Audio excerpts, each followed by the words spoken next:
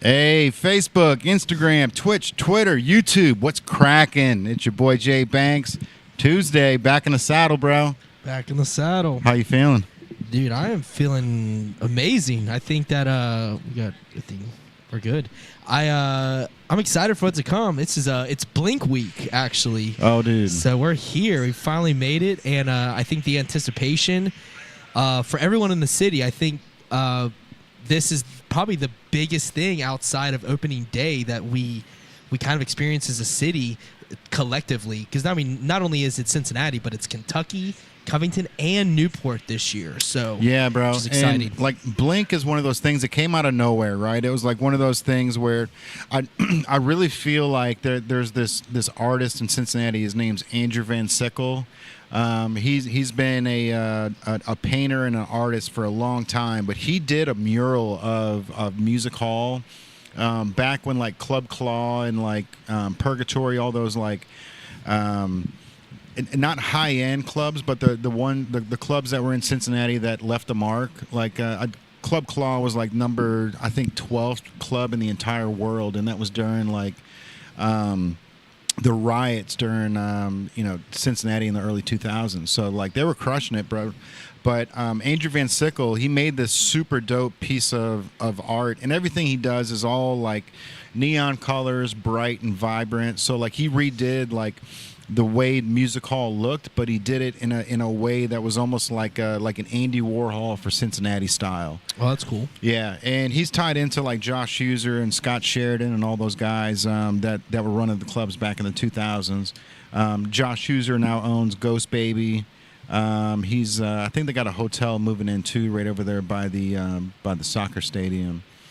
So they're over there. They're just absolutely killing it, bro. And then shout out to Scott Sheridan too, man.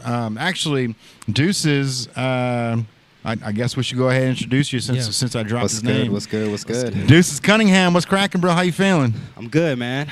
You know, just trying to bear through this cold weather that's coming in. I'm here for it, bro. I'm Chicago, like through and through. So cold. Actually, you know what, man? When it comes to Chicago cold, I still can't do it, bro. That's like bone chilling cold. Yeah, I try to get away once wintertime comes, man. I try to make my way down to Florida, but Florida's not looking so good right now. So I might just make my way to California this year. California ain't looking that good either. I know, right? I think I just need to go to Dallas where my grandpa lives and just call it a day. I heard Texas is the whip, bro. Yeah. I heard that's the place to be now, man. Yeah, when it comes to taxes, weather, people, the whole music, the music industry out there, I heard is incredible. Yeah, Dallas and Houston, man, they really support musicians the way that they need to be supported, you know? So I feel like they're like them in Nashville are like places that need to be studied from cities. Yeah. You know? Nashville's on another level, bro. Like when it comes to like what they're doing, the last time I was out there, like square footage wise, like, you know, Nashville is maybe like 6 blocks long when it comes to like the entertainment industry. Like, you know, it feeds off, but like that main district is right there. And it's like, bro, there's more people like per square block than there is in Las Vegas, bro. Like I swear, it's 2:00 in the afternoon on a Saturday. Like you're waiting in line to get to a bar. Yeah, dude. Yeah, I mean, Broadway itself is already like jam packed on a Wednesday and Thursday. Mm-hmm. You know, like I've been down there on a Thursday, not expecting like. Honestly, no. I've been down there on a Wednesday, not expecting anything to happen, and like I go down to Broadway and it's like bumping. Dude, better music on a Wednesday night in Nashville than you'll see on a Saturday night in any other city. Yeah, and honestly, it makes sense just because obviously with Saturday, most people probably just want to hear their favorite song, you know. But like on a Wednesday, you know, you might see you might see a special musician that you would have thought wouldn't have been here, like Shabuzi or whatever, just performing at a bar, right? And just like kicking it, and people are like, "Oh snap!" Like Shabuzi's like at the bar right now. Like everybody, come down, come check this out. Yeah, he was planted there. Yeah, right. Yeah, for sure. Yeah. Nashville's dope though, man. I love Nashville. Shout out to my brother Tulai Bree, who just had a huge performance. He let me on stage in a sold out event. Nashville just has a lot of talent, you know. Oh yeah, like Cincinnati. Why do you think that? I mean, obviously they've moved what was like the core of the LA music scene. A lot of them has made their way to Nashville, but why do you think that's really the case? Why do you think Nashville was such like the gravitational pull rather than maybe expanding into New York? Like everyone, New York and LA all just kind of congregated at Nashville, and now it's like the Mecca for music now on the real. So it used to be Mecca for country, but now there's no genre that's really specified to Nashville. Why do you think that is the case? And like you were kind of alluding to, a Cincinnati artist, like the talent level here is, it's actually extraordinary. We talked off camera. It's like a lot of friends, and we've kind of like found our way to like trying to figure out how we can get these friends to turn into fans and beyond people that you actually know, and going through social media. So why do you think that Nashville and Cincinnati has all the talent? It's kind of in this Midwest. It's an interesting. Well, first off, the Midwest has always had talent. Chicago, bro. Yeah, look at the 40-year-olds in Chicago. Yeah, you got Virgil, Kanye, Common. Chance. There's a whole. I mean, you even have Chicago, like the band itself. Chicago, yeah. Right. I don't think. Are they from Chicago? Are they not from Chicago? I don't know. It would be ironic if they weren't, right? Yeah, I know the drummer Alfredo. I know him, but I need to ask. I need to ask just to be like, so I know. Just what's right and what's wrong.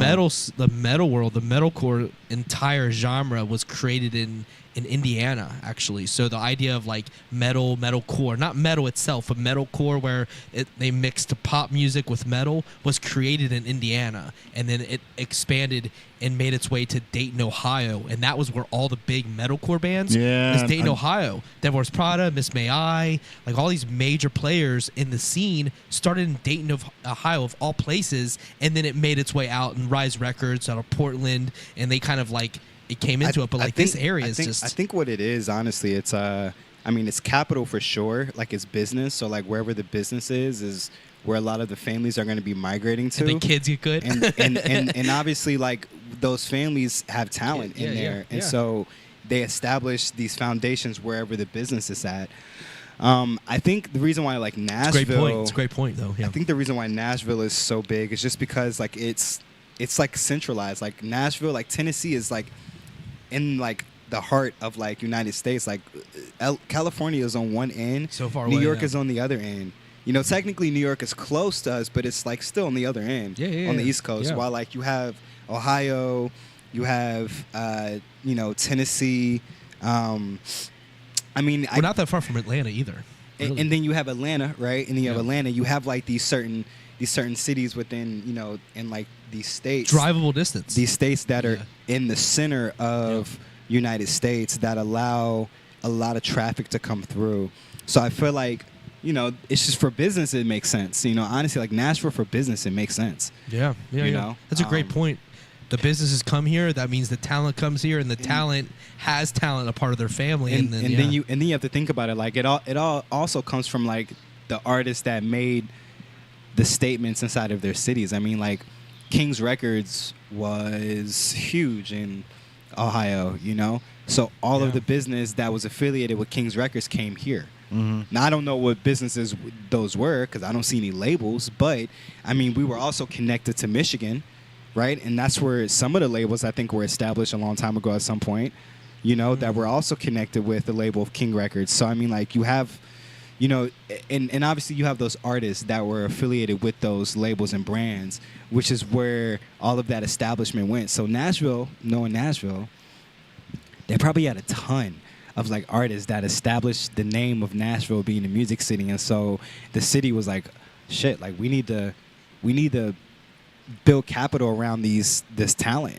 Like let's go ahead and like support the community that's so strong here, business here in Cincinnati is obviously like currently, like if we're just going to go off of like generic views, beer and sports, it's huge here. So look how many breweries we have here, and look how many like sports centric bars we have here, and and then when it comes to corporation, I know what Andrew's about to pull up. Yeah, it's Bengals were number one drinkers with like 8.3 beers per game. Yeah, 8.2. That's 8.2.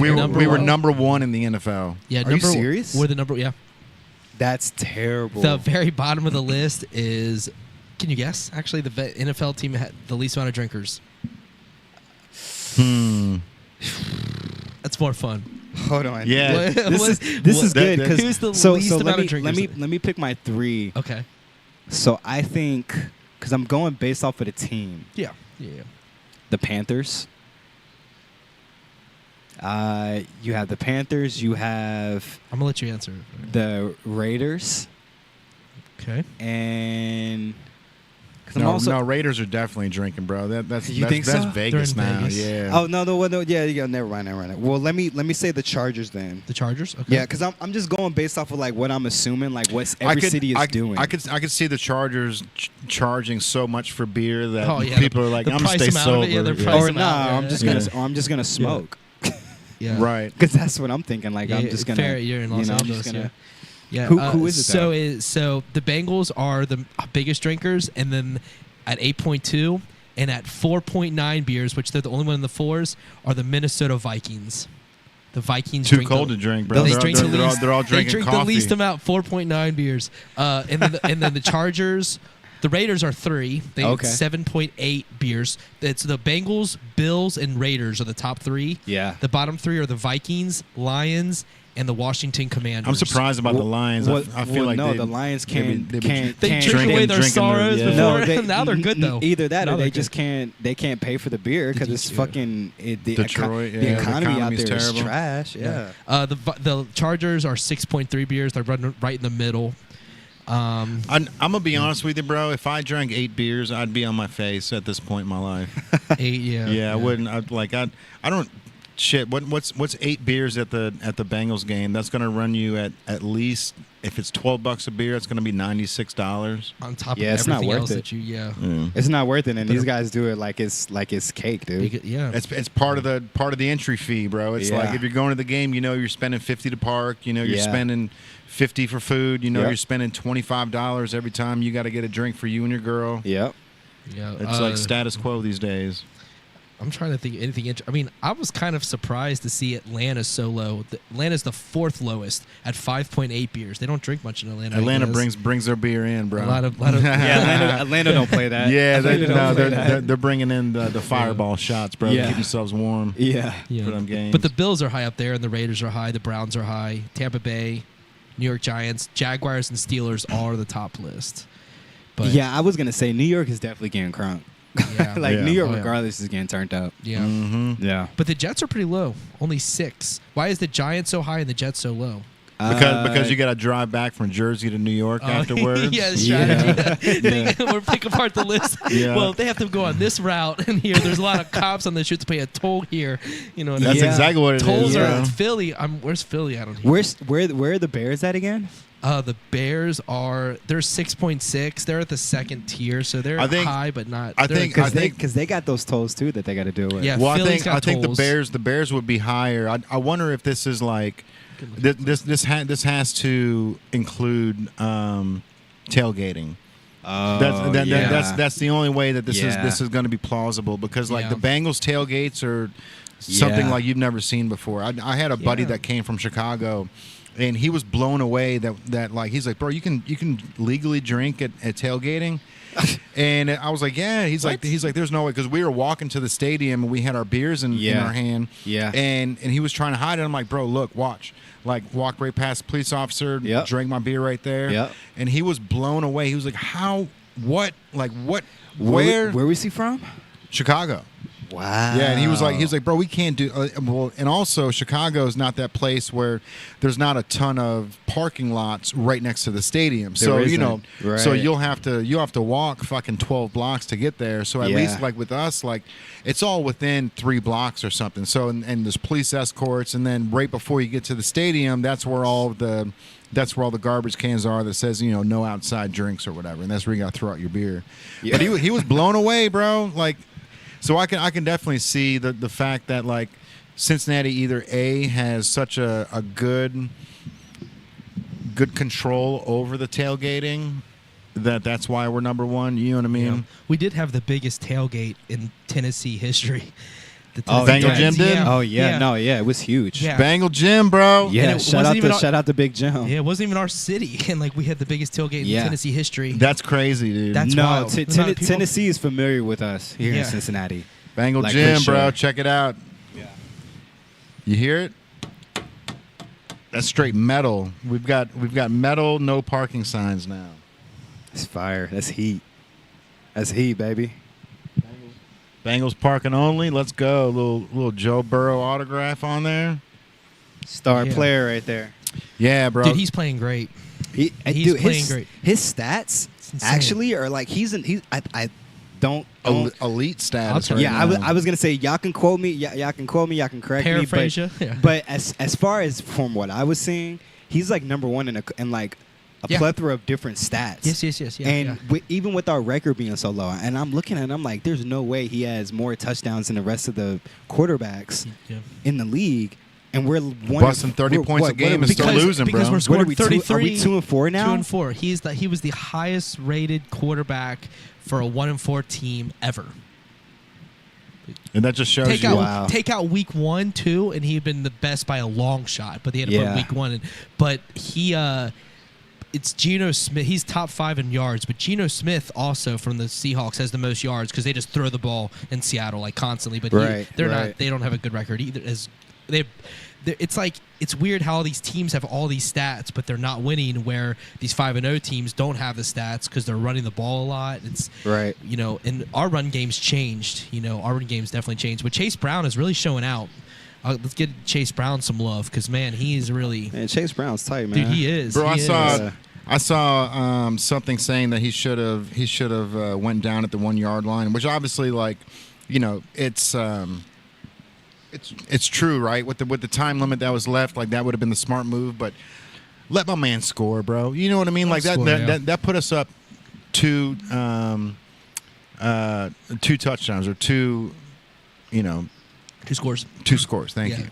So it's like there was less than 2 minutes left, bro. Like he's on a fast pace to try to get to that end zone. You really think he's gonna fucking drop down at the 1 yard line? I know, yeah. But I mean, they at that point they're just doing. They're basically just saying what makes the most sense for us to win the game rather than having to score any points. But For sure. scoring more points. I mean, our defense has been struggling, but we did just hold the Giants to 7. So like that's tilting the scale for us a little bit. But like we just got a little bit, but that was the first time that the Giants scored at their stadium this year, and it was against us. That's fair. I mean, they yeah, that's fair. They don't have Saquon Barkley anymore. Their Giants are a different team offensively, but at the same time, like the Giants are actually played pretty good. They're not bad. The Cowboys in that division, oof. Burning jerseys at this point, bro. Oof, Yeah, man, oof. yeah, they might as well. Yeah, they're not looking too hot. But yeah, it's just I think it's kind of fun to this city to see like the comeback from the very beginning and how like because you hear all the naysayers, all the people that are talking, and like now they're saying like Joe Burrow's got the best stats. They've got all these different things that are going in our favor. T. Higgins comes back and it's like a glove put back on. Like, Yeah, he's 100%, changed the bro. entire dynamic. Without him, like Chase is great, but like he literally like opens the whole field up that where Chase is just gets that ball and makes the plays where T. Higgins just opens it up because he's just a big wide receiver. You know what's funny, bro? I'm thinking about this right now, and it almost reminds me of the movie Friday, where it's like everyone's talking shit about the Bengals, but as soon as T. Higgins like walks up like Debo, everyone's like, "I'm gonna tuck my chain in." Everyone's bro. like, yeah, hold on, let I'm me a- chill out. Let I'm me a- chill yeah, out real quick. yeah, We I'm know a- how this is. Yeah. I'm just gonna tuck mine in. Yeah, right, yeah. You know He what I is mean? like But that, it's true though. It's like when you see the Bengals play, it's like you see Jamar Chase getting aggravated because he's got. I haven't seen her in forever. Yeah, I haven't seen her. So you got She's a Jamar mom Chase now. getting frustrated because he's double teamed. You know what I mean? So having a somebody as lengthy and as dominant as T. Higgins is fire to have on the team, bro. And 1A, 1B. It's not. I mean, they're 1 and 2, but a 1A, 1B. Yeah, really, at the end of the 100%, day. bro. Yeah. I mean, there's a you can give credibility to either one of them, saying that Jamar Chase is better than T. Higgins or T. Higgins is better than Jamar. Obviously, Jamar's the best in the league, but there's so many or one of the best in the league. But T's got so many like attributes that you can't teach, bro. You know, like the long arms and the body control, and like there's things that. Chase doesn't like have. It blows my mind, Size, bro. yeah. Like you know, Joe will just throw the ball and T won't even have his back. He won't even be looking at the ball yet, and somehow he knows it's coming, bro.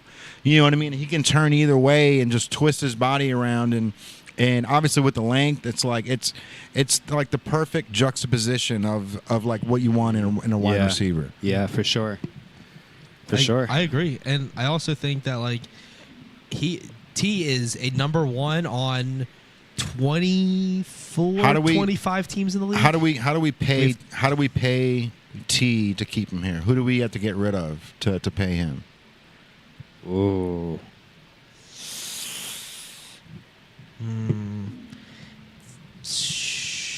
I don't know who we have to get rid of because they're gonna try to franchise tag him again, and which is stupid because from what you've told me over and over, it seems like a dead end for an all-star player, for someone that wants to protect themselves. And so why would the Bengals try to franchise tag him instead of Chase Brown? Because Chase Brown has got years on his deal. He's got okay. So he's got years on his deal, so he doesn't have to. He's young. Because remember we did. So you can only his rookie thing for when we met. Yeah. So like he's got years on his deal, where T is at the point where it's about to get a big contract. If we don't give him a big contract, I don't know who, Bills or somebody with needs a wide receiver will give him a contract. Yes. Would you get rid of McPherson to keep T? You wouldn't have to get rid of McPherson. Isn't going to make that kind of money. I wouldn't. Okay, and that's what I was thinking. It's weird to think that kickers, even if you're an elite in the league, it doesn't even compare to what like a wide receiver makes. No. They would have to basically squeeze it tight to pay T, and they would have to downgrade on defense, which I feel like we've downgraded. Like we should really I know a lot of people had their hate for him and gave a lot of shit to him, but Jesse Bates is a beast. Yeah. Bates is dope. He is, but he got a lot of flack when he was here. You know, yeah, he did. He shouldn't have. He's a beast. He's every game. He's literally like the defensive player of the year. You drop one ball and the whole city goes, "What the fuck is his problem?" You know, like Zach Moss, bro. Yeah. You know what I mean? Yeah. Like he did great last week. The week before, and then last week Zach didn't do so well. Now everyone's like fucking. Yeah, but that also matters because Joe Mixon's in Houston right now, killing it. Mm-hmm. Every time he steps on the field, he's going to the end zone. Yeah, he's turning up. Dude. He's mixing, dude. Yeah, he's mixing, and so people are like, we had Mixon, we traded for Moss, and Moss is dropping the ball. So I could see where the frustration is because we can literally watch NFL Sunday and watch Mixon be on the highlight reel. Oh yeah, and we're like, where's our highlights? Chase Brown's giving us our highlights, but that's not our jersey. Right, exactly. Right, yeah. But Joe Mixon is like he's eating there. Like he's eating. They are giving him the ball. And they got C.J. Stroud, which is solid, but C.J.'s not Burrow. You know what I mean? So like they're like we basically like flipped. Like we went from we could have been running heavy, but we just weren't using Mixon properly, in my opinion. We weren't, bro. It's coaching. Those fucking outlet passes. They aggravated me, bro. Use Mixon's speed. Mad as hell. Yeah, It's just aggravating because it's like you're gonna get, you're throwing a lateral pass to Mixon who's 15 yards away and he's 5 yards away from the goal line, not even the first down line. It's like he's put in all this work just to get back to the fucking goal line. Yeah, you know what I mean? It's like, bro. Yeah. They should use them as a little bit of a slot receiver. Get him out there in space. He can juke like a motherfucker, do everything. Bro. He's so fast and short. Like he's like Barry Sanders style. You know what I mean? Like he's not like he's not a Saquon Barkley where he's like a powerhouse, but he's low to the ground, bro. He's good at what he does, man. And I don't know a ton about football, but like after everyone's talking about Zach Taylor's play calling and this and that, it's like, bro, like there's something to it because obviously if we didn't utilize Mixon and then we got rid of him, now he's an all-star player in Houston. Like we didn't utilize his talents, and that falls back on the coach. Does fall back on the coach. But, yeah. But I think that the coaching is I try to give grace to Zach, to be honest, but it's kind of looking tough right now. I try to give grace to David Bell on the Reds team too. Yeah. You know, like I just, you know, being there like in front, like watching them like perform and stuff. You know, I would sit there and be like baseball's harder than what any of us think. Oh yeah. Baseball is like the hardest. It's the toughest. Yeah, I mean, it's just so much precision to it. Mm-hmm. But the level of coaching that was happening from David Bell, there was a lack of just like persistence and like grit. Like it just seemed like he was trying to play it safe instead of trying to just win. Right. You know, and when the players recognize that, that's when it becomes a problem. For sure. You know, because then like at some point, like obviously the players are going to have your back as a coach, and that's what keeps you in there. You know, like we like our coach, he supports us, this, that, and the third. But yeah, I mean, David Bell had plenty of times to make like the run into the playoffs, and he didn't. You know, and I think that was. It was on him, wasn't on the players. Right. We have the Reds team. Like, do we have an elite team? We literally have an elite team. Yeah.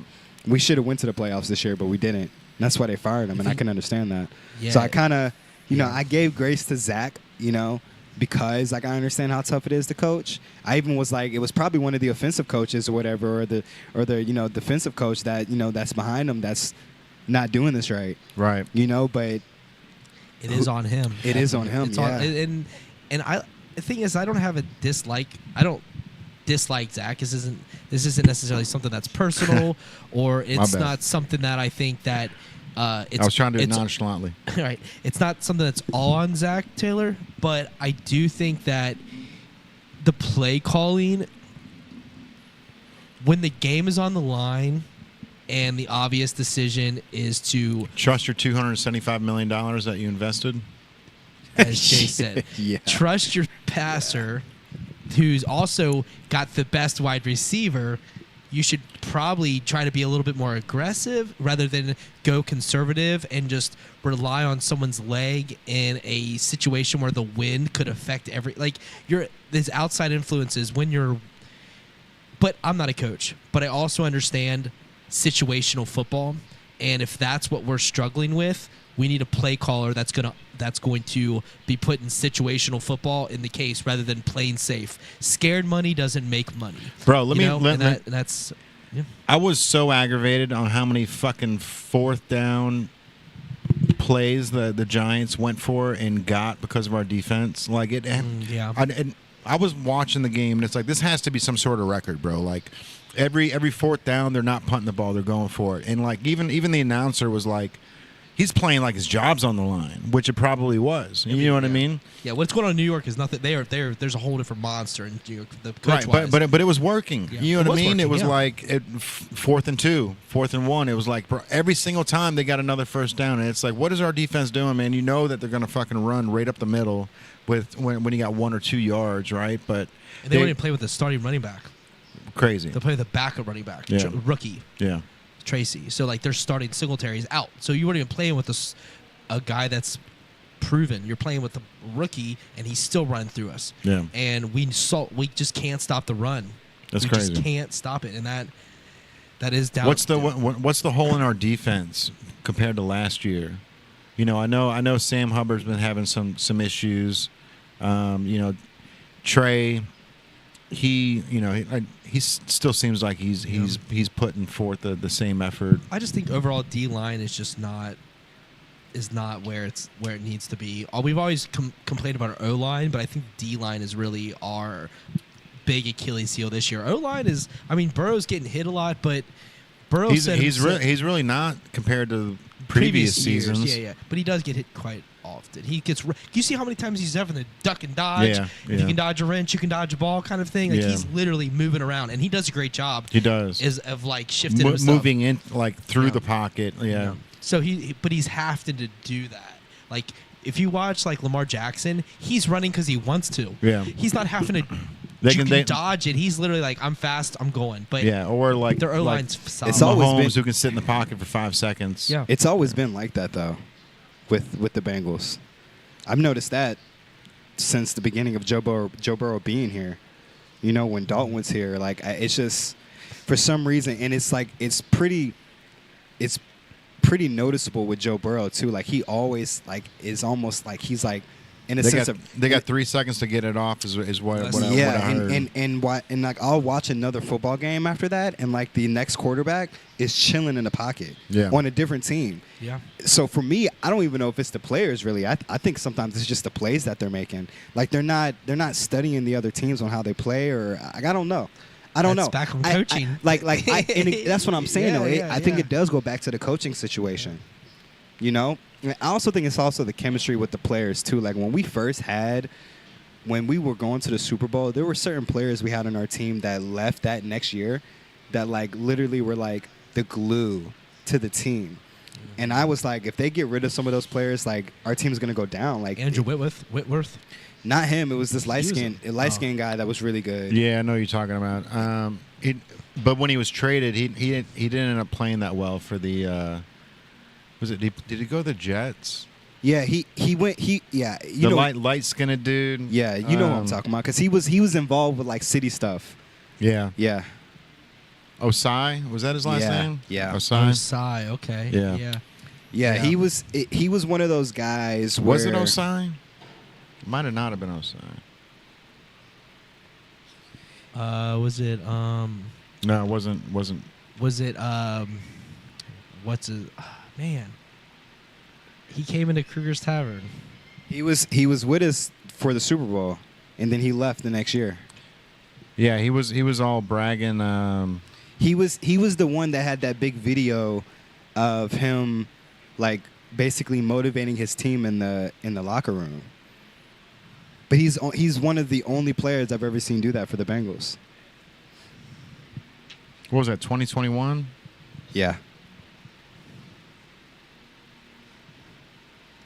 It's like it's almost kind of surreal how one player can be a part of a squad, and when you pull them out, it's like implosion. They just can't get together because that anchor, that backbone is I think it's more of like an energy thing, like we were talking about, right? Like when you have certain players in the room, like those players make the experience of whatever happens in that atmosphere, you know? Yeah. And once you take that one person out, it ruins it's just like a boy band, right? Like if you take NSYNC, right? And you kept them together, like they probably would have been making hits still, but they took out that one anchor that was really the one person that made them who they were.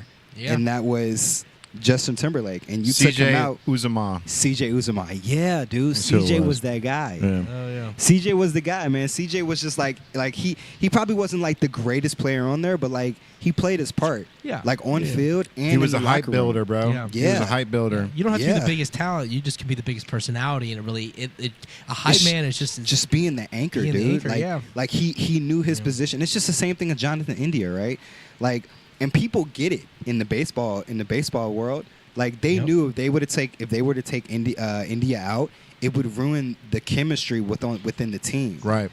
And I was saying that. I was like, you cannot. I was like, if they take India out because he's older, like the chemistry is going to be ruined. Yeah. Like I understand Joey Votto having to go out, but like at least Joey Votto didn't leave early to where he wasn't able to teach Ellie De La Cruz certain ways on how to play on this team, and like how to play on this game, and like how to even be like a public figure. Yeah. Right. You know, like there's just certain things that need to be placed in stone for certain players and characters within any atmosphere. That even goes with music and stuff too. Yeah. Super important. That leadership role is pivotal because you're not only just like showing the pathway to get there, you're showing the etiquette, you're showing how to treat the situation, you're showing like how to be a professional.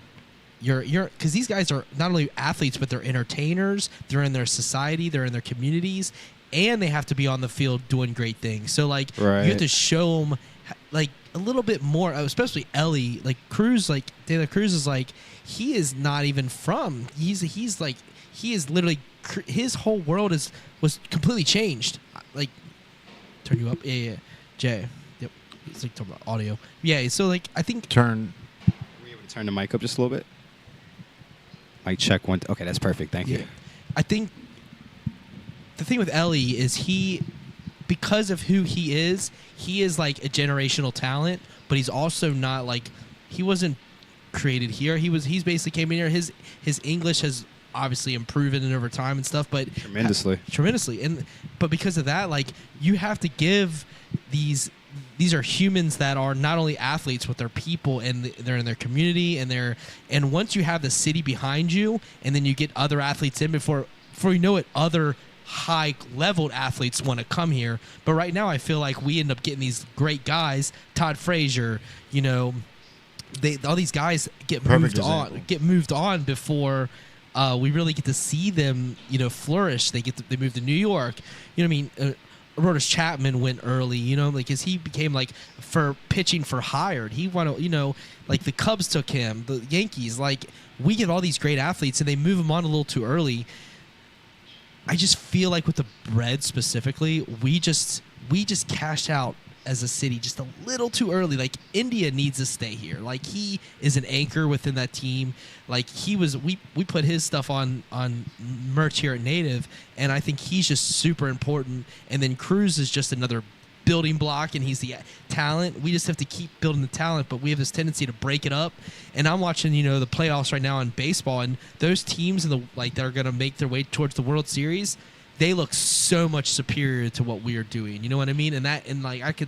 It's whether it's the bullpen, whether it's, I mean, the hitting, just like, they just have stuff that I don't see. We're so far away from that kind of a thing. So in order to get there, you got to have people like Joey Votto. You got to have some veteran talent to show these young guys this is how you do it. Like, that's the beauty of having someone like a LeBron, or someone like, even though they're older and they're past their prime per se, they have to be able to show these next guys how to win championships, and we need that. Now we have the new Terry Francona. He's new coach. Yeah. So that's a big part. I think that's going to be a big addition for us because he knows how to win. So that's going to be huge for the Reds. As far as the Bengals, that's a little different because it's football. See, baseball, the thing about baseball is the best teams don't win always, because they tried out the statistic that it's harder to win a World Series being the best team than it is being the best team in baseball or basketball and football. The best teams win more often statistically than baseball, which leads to more parity in baseball than any other sport. How is that though? If a World Series goes 7, and you get to play in 2 different stadiums, like how does the best team not win? When compared to the NFL, when it's one game, one stadium, you know. Because NBA wins, the best team wins more often than baseball, and they also do the same thing. Right. They have like, you know, 7 game. Right. You know what I mean? I think it has something to do, when they were explaining it, is just probably the variables of what one hit can do. Yeah. You know, depending on who's on. Yeah. Yeah. Okay. There's a lot. Yeah. Baseball is definitely chess. For sure. Yeah. Baseball is absolutely chess. I mean, I remember the last playoffs that we had last year, the Diamondbacks were not like a team that people expected to go far. Right. And they went far. Yeah. I was shocked. I was rooting for them at that point, because I was like, wow. I was like, you just really never know who's actually gonna make it to the top, you know. And obviously, like, you had your certain teams that they were expecting, like the Phillies and the Astros. You know, those are always the top 2 teams that are like, or the Dodgers that are always like going to be up there. But when but the Diamondback really surprised people, and that's just based upon how, like, their chess moves of how they played and positioned their players with other players, and when they were bringing their pitchers in, and baseball's chess at the end of the day. It is chess, and it also, the top talent doesn't necessarily mean you're going to win it all. Where in basketball, there's only 5 guys per team on the court. So if you have a guy that's way superior with athleticism or whatever, that's 1 of 5 people. So 20% of impact happens. Where baseball, it's 9 players spaced out, where it's really just a pitcher versus a hitter. And it's a hitter versus a pitcher, and then what defense happens. Where football is line, the best teams usually have good line and a good quarterback. And then a good quarterback can actually lead to winning. Like we see in Buffalo Bills. The Bills are really good. They don't have any wide receivers, bro. You look at our wide receiver room compared to the Bills, like not one of the Bills guys would start. I don't like. not one of the guys. I don't like the Bills. Just like I don't like Milwaukee. They've done it, but none of their well, Josh Allen would. Josh Allen's up there. I mean, Josh Allen would definitely. I think Josh Allen's overrated. He's fast and he can throw hard. Yeah, He's a big boy. He's like Ben Roethlisberger on steroids. I can never just get over the fact of how hyped they made this guy. I know that he's got good stats, but I literally just think like Josh Allen's overrated. He currently has a better record than us. He does. He does have a better record than us. He does. But he doesn't have any wide receivers. He's playing with like the practice squad on our team. But we've got studs everywhere. But then our defense, we have to like 38 points. The Washington Commanders put 38 points on us. 38 points. That's insane. We should have. What? How is that even possible? Yeah, it was ridiculous. It's ridiculous. You know, and Jaden, like, Daniels is good and all, but, like, dude, 38 points? That's insane. He's a rookie. Like, come on. And then, you know, we were a toe touch away from beating the Chiefs. And the Ravens put up so many. Like, we just are letting up so many points, but yet Joe Burrow gets really high amount of touchdowns because he has to compete. And then our defense is just. He goes and says that he's got to play flawlessly, bro, and he says it so adequately where it's like he doesn't bash the defense. No, he just says that I've got to play flawlessly because he knows that his defense is lacking, and that he's playing Lamar Jackson. You know what I mean? These are. That was when he said that. Yeah, we lost that game. Yeah, Lamar Jackson is a. He is so insane on what he is capable of doing. You do have to play really good football, if not perfect football, to even because, he's going to lose some games because it's happened for him. But Lamar Jackson is you can't practice against Lamar Jackson. There's no one that can. You can't basically say, all right, we're gonna mimic Lamar Jackson. No one runs as fast as him. He's faster than his own wide receivers. That's wild. You don't even think about it. He's throwing his football. If you watch him run, he just outruns everybody. He literally outruns everybody on that football field. Right. Got people in the lab. Yeah. Yeah. So, but now the Ravens have Derrick Henry, so that's just scary. The whole Ravens team is just scary, dude. It's scary. Seriously, dude. But it is what it is. We are now in playoff contention though because we're 2-4. And we have a chance for at least the wild card, if not the division, based on how it sorts out. But if you look at the rest of the AFC, we're right in the thick of things. So we're looking pretty good as long as our defense can hold up, which we'll see. We'll see. Have you been down here on a Wednesday night when they Fox 19 comes for the Bengals? They do like a Bengals Now event every Wednesday night here. Haven't seen it. You should come down and check it out. I need to. Yeah, I need to every check Wednesday that out. night they have Fox 19's here, and then it's been Cam Taylor-Britt who's been coming down the most. Orlando Brown Jr. has been here, and they answer Dax questions. Hill. Dax Hill came here. They play games and stuff, and they answer questions right here. That's what's been happening on the stage recently. Yeah, every Wednesday night. Every Wednesday. So if need to make sure I make an entrance. Yeah, you should. Yeah.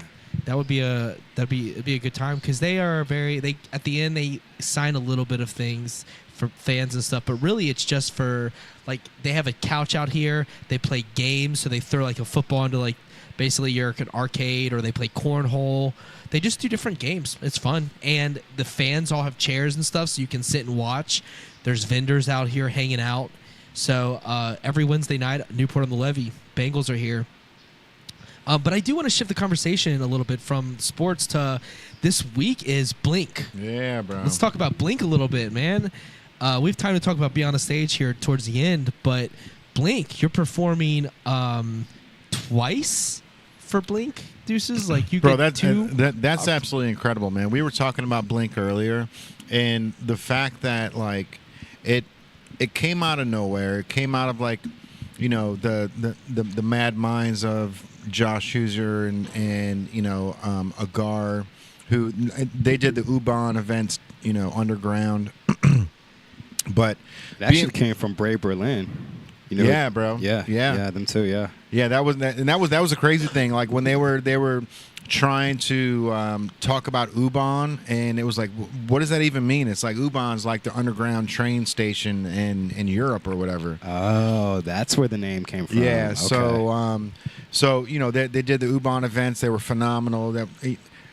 Like most of the people that were even there at the event didn't even know that there was an underground bus system right there by the stadiums. Yeah, bro. a lot of people don't know about the underground train system under Cincinnati. It's actually kind of crazy. It's insane. Yeah. They're trying to figure out what to do with it right now. Actually, I just read an article. I just seen a video on it too. Yeah, I just seen a video on it too. They've been talking about that. Have you ever got a chance to go see it? The underground. Have you been into the No.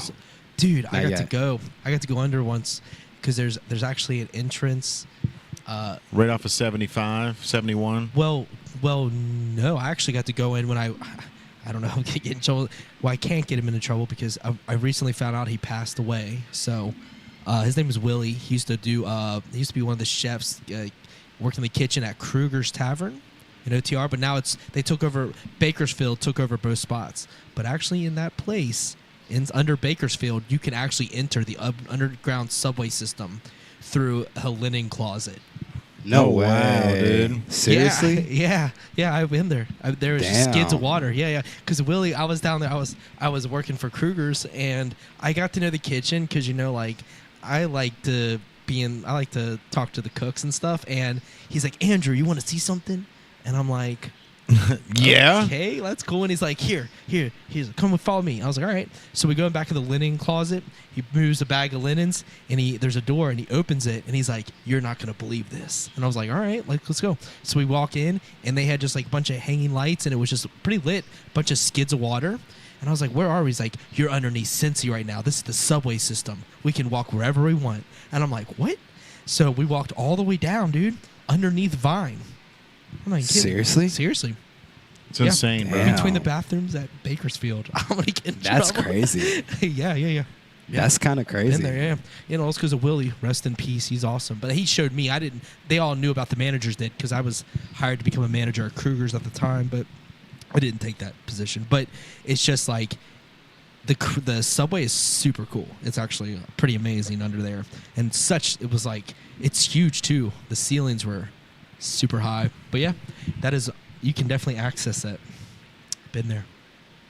I have a picture. Definitely on my old phone. There's definitely a picture of a bunch of skids of water. They're definitely prepared for something if they need to be. Yeah. Yeah, just saying. They've got those all over Chicago too, bro. Like, there's next time you go to Chicago, you got to go to this place called the Green Hill. Green Hill? The Green Hill.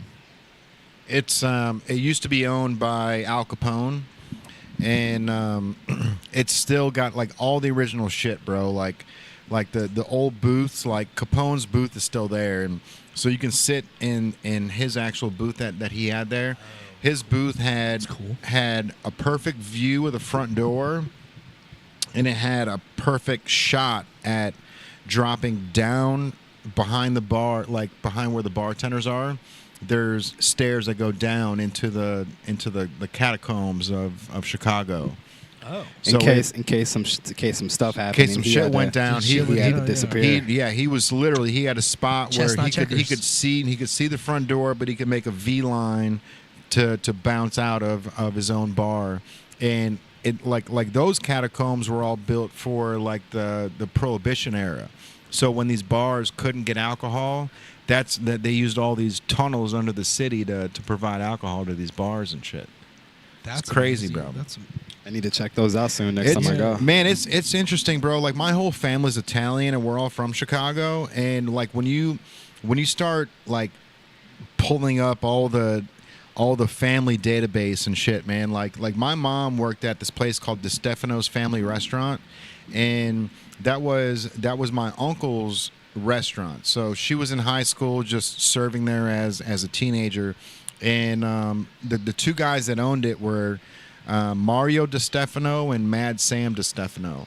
And so these two were my uncles.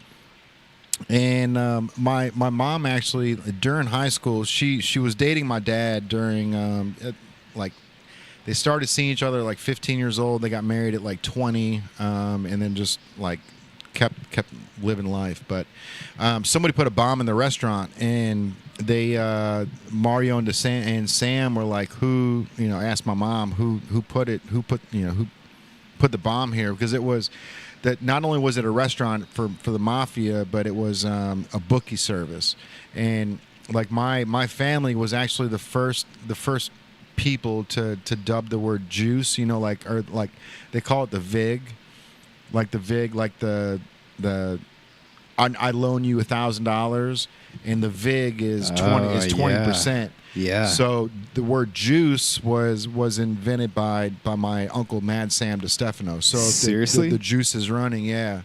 So, but they put a bomb in the restaurant. Long story short, my mom said, I saw some kid with blonde hair, and my dad was the only kid in the city with blonde hair, because this was like a big Italian part of Chicago.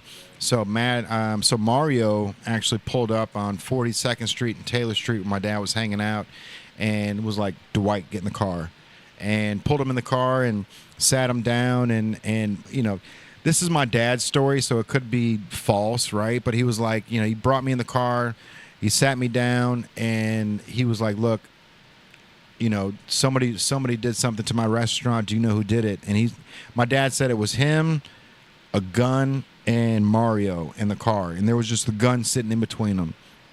And my dad was like, dude, Mario, I swear, like, it wasn't me. Like, I'm dating your niece. Like, wouldn't happen. And so Mario was like, all right, man, if you're lying, I'm gonna come back. And so he ended up coming back, and said, Dwight, get in the car.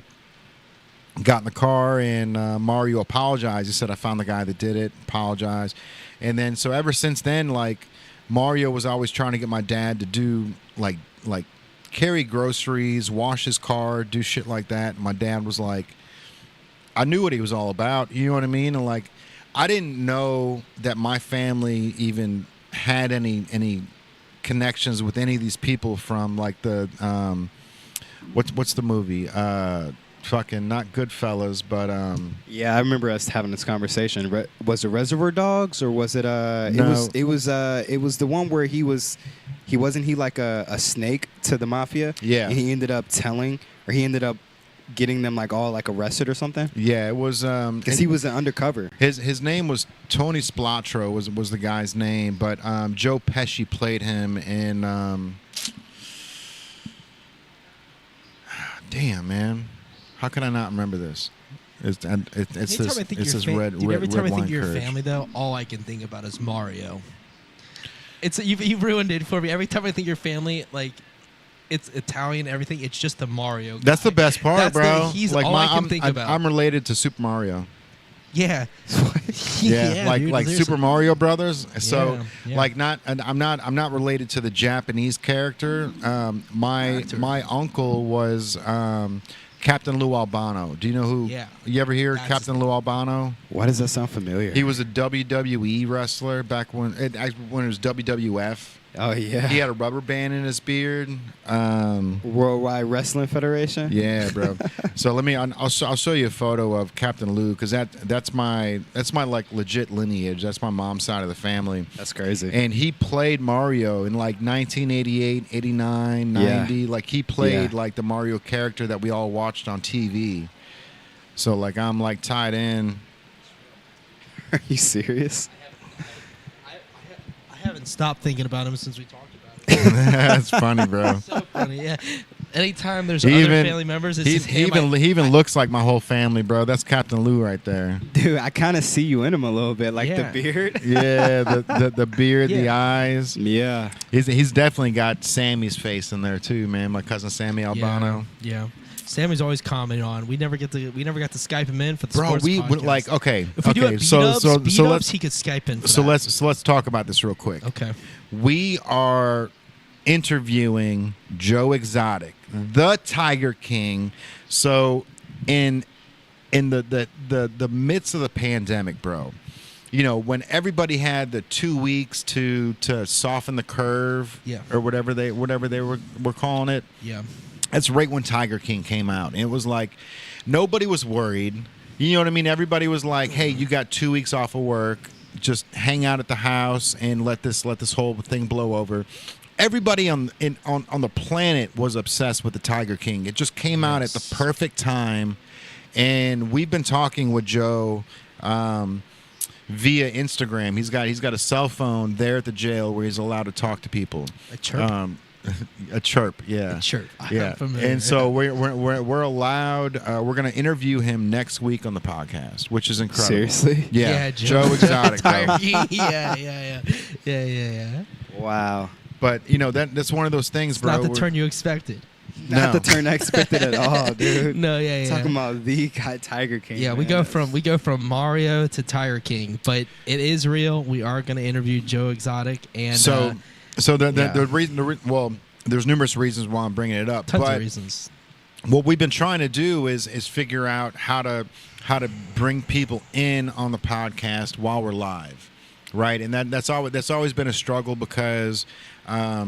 Telephones, the WhatsApp, the whole nine, like trying to tie it into this and then tie it into Streamlabs and doing what you need. But the getting to the point where we are now, bro, it's like we need to figure out how to be able to tie Joe Exotic into the podcast by next week so that we can do things like tie in Sam Albano to the sports talks. Because, I'm telling you, bro, my cousin Sammy is so funny and so good. He's good. He's good at picks and understanding the NFL and understanding baseball in general. Him and Rizzo, bro. Like Rizzo's on the Better app right now. And they're I'd love to have a it. podcast where all of us just talk about our picks, everything that we're thinking. Because I haven't got to do a sports talk in a while because we haven't had squad to do it. Yeah. We've been kind of focusing on Beyond the Stage, and which we'll talk about with Deuces in a moment. But I just haven't had the chance to do the sports talk. But no matter how much I don't do the shows or whatever, my brain still is my fantasy team isn't doing well because my family's won because injuries, man. Everyone's getting hurt. It's crazy. But outside of that, just seeing where it's going, it's pretty amazing when you're watching sports. You're like, all right, this guy is the prediction. Kareem Hunt, he's playing for the Chiefs now. He was on the couch and now he's starting the NFL. And Joe Flacco's playing in Indianapolis. All these guys are out here doing their thing. Crazy. It's crazy. It's insane that these guys can just chill and also come play on an NFL field where this lineman's about to take your ass out. Right. I hope you have fun, type of thing. But Joe Flacco gets on there and just handles it. And then we have situations where T. Higgins is hurt and comes back and turns out like a superstar just like he is. Talent breeds, man, and it really shows out. And when you can see it, it's pretty awesome to have predictions go right and seeing it happen. And I'll be watching games here on Sundays and I'll be with friends and I'll be like, hey, I can see this coming. They're gonna run. They're gonna go to this, and this, and it happens. I'm like, yeah, it makes me feel good because I'm guessing it real time, and it happens so often. And I know other people out there are thinking the same thing I'm thinking, and to talk and sit with them, and people like your cousins, like I've been wanting to talk to Sam for a while. It's just getting them connected and getting it so it's quality. You know what I mean? We don't want just them to have on a phone so people can listen. I want to have maybe a Skype in, some call kind of them in, yeah. You know what I mean? Call in picks, bro. Call in picks. Call in picks. It's not a bad idea. All right. But it's just getting that. But Tiger King. That's going to be fucking insane, bro. That is insane. And I'm so aggravated right now because Facebook is they throttle all of us. It's not just me. It's they Dude, I'm they find the algorithm and they know how to. Hey, appreciate you guys, man. Thank you. Bro, unless I post Charlie, Facebook doesn't let people see anything of mine. Right. It's literally Charlie gets 100 likes where I post something about this store and it's my mom. Yeah. And you. 2 heart reacts of people that are close. Bro, I posted the other day that hey, big news. We're getting to interview Joe Exotic, the Tiger King. Who has questions? Like any questions that you have to ask Joe Exotic, tell him here. No comments, 4 likes, and it was just the normal 4 people that Facebook lets people say shit from. It's okay. I'm cool with it. I understand. Everyone's got a paywall they got to go through. And that transitions me. Do you see the internet holding you back on anything that you try to promote as an artist as Deuces? Because like we are getting throttled because we have a actual brick and mortar, and Facebook knows we have a business to some degree. They know we're somehow connected, and they will throttle us where no one will see anything we post. You're not going to see it unless you go to my page. That's just the way it is. You're not going to see it on your timeline. Do you notice anything for that for you, or do you get, when you post, do you just see constant flow of interaction? I mean, how do you feel about social media? I don't know, man. You know, I think social media is just fluctuation sometimes. Okay. Like consistency, or well, just in general? I mean, it definitely needs you to be consistent, and it definitely needs you to like. There's like certain things that you got to do to click to tick the algorithm off. Okay. You know, Yeah. but like for instance, like Instagram is like an interesting one because it requires consistency. It requires you playing your part on how you're posting the pictures, what pictures you're posting, like you posting reels. So like visuals and videos, like the amount of times you're posting a day, as well as stories. But see, I just went through something with it where I haven't posted in a while on story. And I posted something on my story where like I was talking about people helping me pick out glasses because I had to get some new glasses because my contacts were messing me up. I saw that. And I saw that. It usually, was online, usually in the amount of like views I get on a story is like 240, 250, right? Okay. Yep. I got like 450, almost 500 for that one story post. Were they interacting? Were they able to choose which Yeah, classes? yeah, So they yeah. could choose a poll? But here's my thing though, that also ties in, the confusion of that ties in with like I can just post and like consistently on a story or a post and it just be like regular, but then if I don't do anything for a while and I post, boom, I'm getting like 200 likes, 300 likes, right? Yeah. My girl, she didn't post for a while and she's usually consistent with it on TikTok, and she decided to post something on TikTok after like a hiatus, and she got more views on this video, this short visual, than she did on the ones that she was doing consistently throughout the month. Okay. So for me, it's like, it's just fluctuation. Like I think we don't, like obviously if your goal is to get the numbers and you're doing it out of business, like you have to recognize the strategy for what you have around you, right? Like what are you connected to that's gonna make sure that you're connected to those markets and that demographic, right? Mm-hmm. Considering like for me, obviously, like there's only like a limited amount of things that I'm connected to, but a post, essentially when it comes to the hashtags, are depicted based upon what the post is, right? So obviously if it's for Reds or for me hosting for UC, right? Like I'm not gonna do anything music oriented. Like I'm not gonna highlight anything music oriented. I'm gonna make sure that I'm a hashtag and whatever is involved for like student engagement or college football or baseball or Reds, Cincinnati. And then like you gotta be consistent with it too. But then sometimes like I said, the fluctuation showcases that you don't gotta be consistent with it. So for me, man, I don't know. I'm sort of like in limbo with social media. Like I just don't let it get to me. I work more on like in person than I do with anything else at the end of the day. Like I think in-person interaction, human interaction is like my number one like crutch. Like that's my number one like skill set compared to social media. Like I get everything that another social media person is looking for as far as like connections and like the next opportunity and fan base based off of like human interaction. Mm-hmm. Like I'm coming up to you face to face so you can interact with me, and then come see me on social media so you can see how I interact with that world. Right. Yeah, they are different worlds. They really are different worlds. I think that there's so much different worlds that people have this idolization of what social media is, and then they see you in person, and sometimes it leads to letdown, and sometimes it leads to inspiration because people are like, oh, I can do this. I saw this on social media. I don't know how to build content. I don't know how to do like even putting captions in videos. Like, yeah, I use Splice and any other thing like that. But some people don't have that know-how to actually create the social media on like a, like making it look presentable. But you know what I mean? That's what I've also noticed with social media is that you always got to add money in too.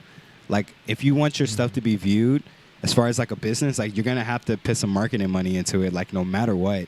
Like I just know that for a fact. Like, that's how social media works. It needs the money in order for it to actually be seen. And then I do notice that you got to come up with like a creative trend, you know?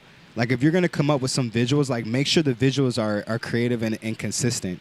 Like, it's almost like trademarking a visual like preset.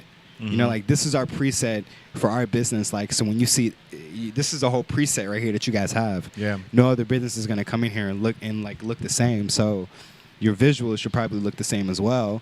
And then you got to also make sure that you're advertising that and marketing that the same way. Right. You know, like, if you're going to be doing it on Facebook, really, you guys should be on TikTok. Honestly, you guys should be on TikTok for sure. You guys are just too livid, too vibrant to not be on TikTok. But with Facebook, it's like a family friend thing. Yeah, I mean, we're on all of them. We're on TikTok, Facebook, Instagram, all of them. But you know, the Instagram or the TikTok doesn't get like the grip hold that like Instagram does. You know what I mean? Like it's kind of like TikTok. You throw it out there, and then you don't know which one's gonna go viral. But like for us too, like Instagram, like the lab has gotten probably at this point over 1 million views. That's fire. But we as the brand don't even have 1,000 followers. So like the kids that are going in there, they're getting all the views, and then the kids that are following them are going, oh shit, this is where everyone's doing their videos. I hear that probably 3 or 4 times a week. Right. Oh, this is where they're doing the videos. Yeah, this is where they did that. This is where. And, like, they don't even know who this is. I don't know who this person is, whatever. I just know this is where they did it. And I was like, who is that? Can you tell me who that is? Because I can't find them. Because when we first started thinking about, like, how we are going to get a hold of the content that these people with actual followers are posting their videos, because they're not using the I Found the Lab hashtag. They're not using things for us to follow them. There's no way for us to find the content that's being dropped by these random, you know, teenagers or young, you know, college students, people that are in like 18, 19. Like, I'm not following them on social media. I don't know who they are, but they're dropping videos that are getting 40, 50, 60, 100,000 like views, but it's not coming back to the store. It's kind of staying in their own world. And I think that's something that just getting other people to properly tag us, but that's the hardest thing. Is most people don't even call it the lab, they call it the white room. It's now a subculture of the white room, which I'm not mad about it. I'm here for the idea of a subculture, but the white room isn't something you can follow. Right. How do you follow the white room? I don't know. But it's cool. It's cool to be the white room. Yeah. But how do you follow the white room? How do you share that content? How do you maximize when some kid posts a video and he's getting 100,000 views, but I can't even find him? But I've also had some lady come in here. These sisters came in last year towards the end of 2023, and she had never been out of Michigan, the state of Michigan, but she found us through TikTok, and she was in here with her sister. And her sister's like, how do you know about this store? And she's like, I know about the store. I have seen it on TikTok. There is a white room behind that 7-Up machine. And she's like, how do you know? And I'm like, yeah, there is a white room. There is a lab, our lab. Come back. And she's like, you don't know about this. You've never been out of Michigan. Because the other sister had been in New York City, but that's the only out of state that they have experienced. But they were here for a convention in Cincinnati, so they just stumbled upon Newport, whatever. But she found it through TikTok, 100% through the internet. She showed her sister our store, our lab, but she had never been in the state of Kentucky or Cincinnati. But because of TikTok, making its way all the way to the state of Michigan, right outside of Ann Arbor, is what they were saying. Because I had played a show in Ann Arbor, and that's how we kind of connected in conversation. But I was like, how did you find that? She's like, TikTok. 100%. I'm on TikTok all the time, and I saw this store, and then I saw the outside of your store, and I knew Native, and I didn't realize we were here, and we happened to be here, and now we're here. And I was like, that's amazing, all because of the power of the internet. And she had no connection. She didn't have mutual friends. So it is possible, and I have seen it in real time, but how we not monetize it, but how we get it to like harness that is so it's out of my. I don't know how to do it. It's catching fireflies in a bottle. Yeah, man. It's just you don't know when it's going to happen, bro. It's we just have to keep making sure that room is clean and crisp. So every time that people do film, people will still want to come. You know what I mean? Like it'll happen. It's just one of those things where it's like it's aggravating because it's like owning a car and everybody taking photos and getting famous or getting views and likes off of something that you bought. You know what I mean? And so it's just like you can either A, gripe about it, or you can B, make sure that car is as clean as can be. So every time you go out on the road, these motherfuckers want to take a photo of it. You know what I mean? Yeah. And it's tough, bro, because like I just like I told you, we've got TikTok. I just tried logging onto our TikTok accounts. 2 of them deleted. Gone. The Native brand gone. Why? Just down? This morning, yeah. What about the Hidden Lab? The Mad Scientist Lab is still there. The other ones they're just gone. I don't know. What? Yeah. The Hidden Lab's gone? The Hidden Lab's gone, the Native brand's gone, and the Mad Scientist Lab is still there. And I tried logging back in and it said no user. So that is it's frustrating. But at the same time it's at least with a something like TikTok, it doesn't you can strike gold with your first post. You know what I mean? So I'm not too concerned with it. It's like something where we can try to. Yeah, is there the Native brand at all? Hidden Lab is there. All right, then look up the Native brand.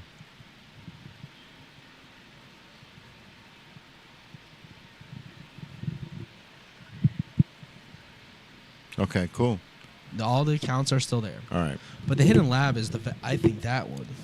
Yeah. Mad Scientist Lab is obviously on brand, but the Hidden Lab, there's something to that, in my opinion. The Hidden Lab, just because it's like the hidden anything. What's hidden? Right. It's like it's basically inviting you to something that's you have to find from the username. Mm-hmm. You know what I mean? And I think there's a lot of value in that.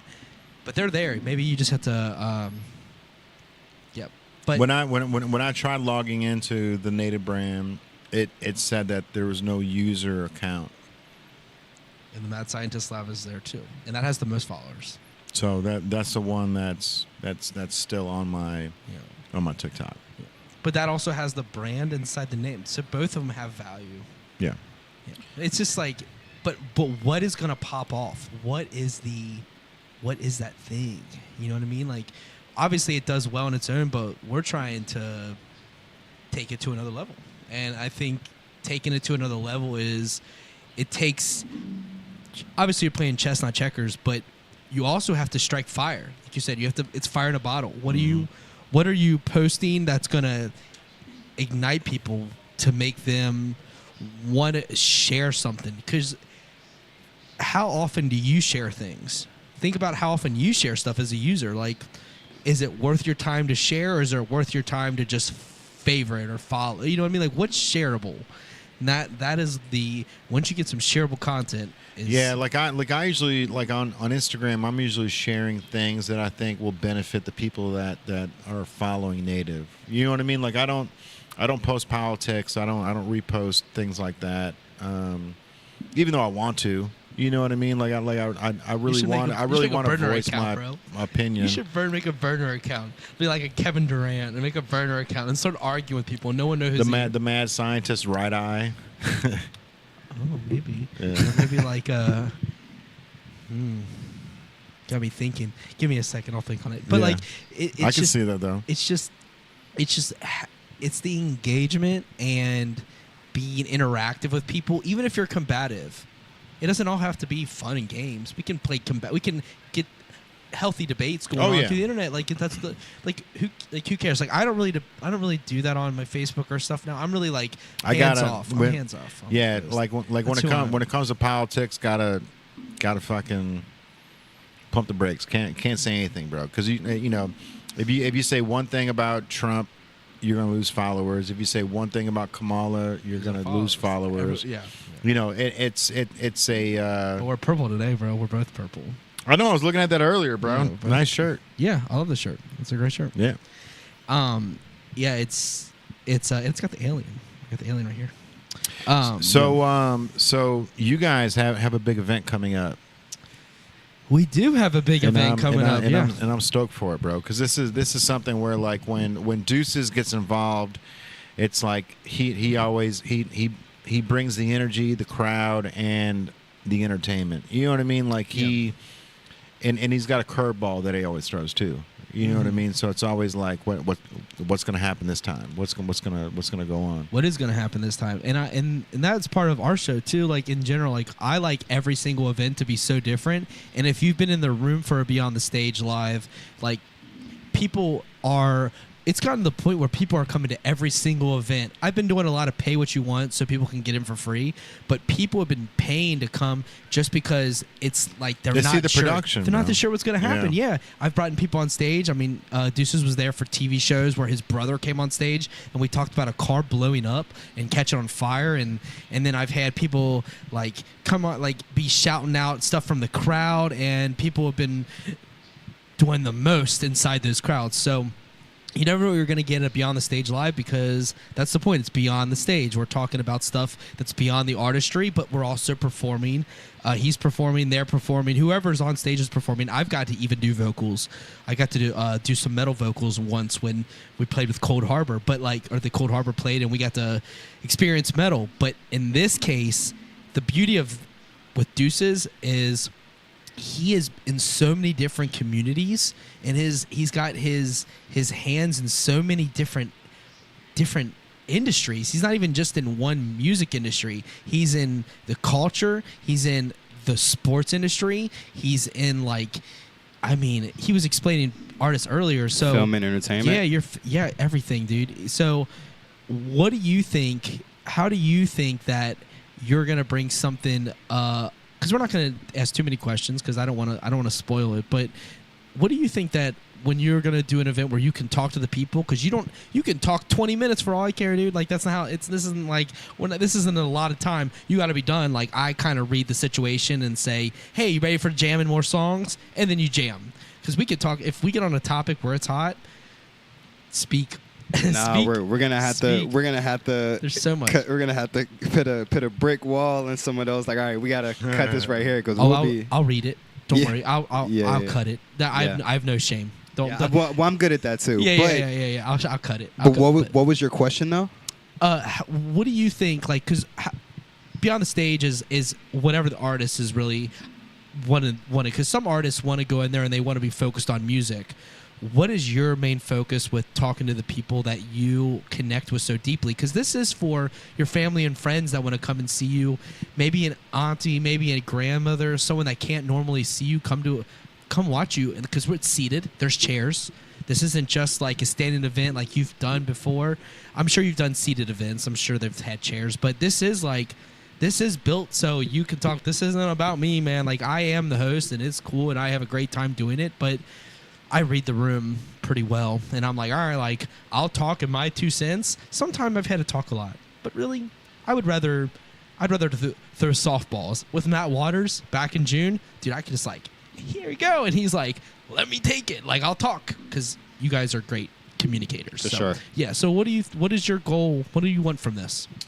I mean, I definitely want to perform. Well, you're gonna do that. Yeah. As a musician, I definitely want to make sure that I'm always able to showcase, my craft and the growth on it. Whether it's performing the same song but with different energy.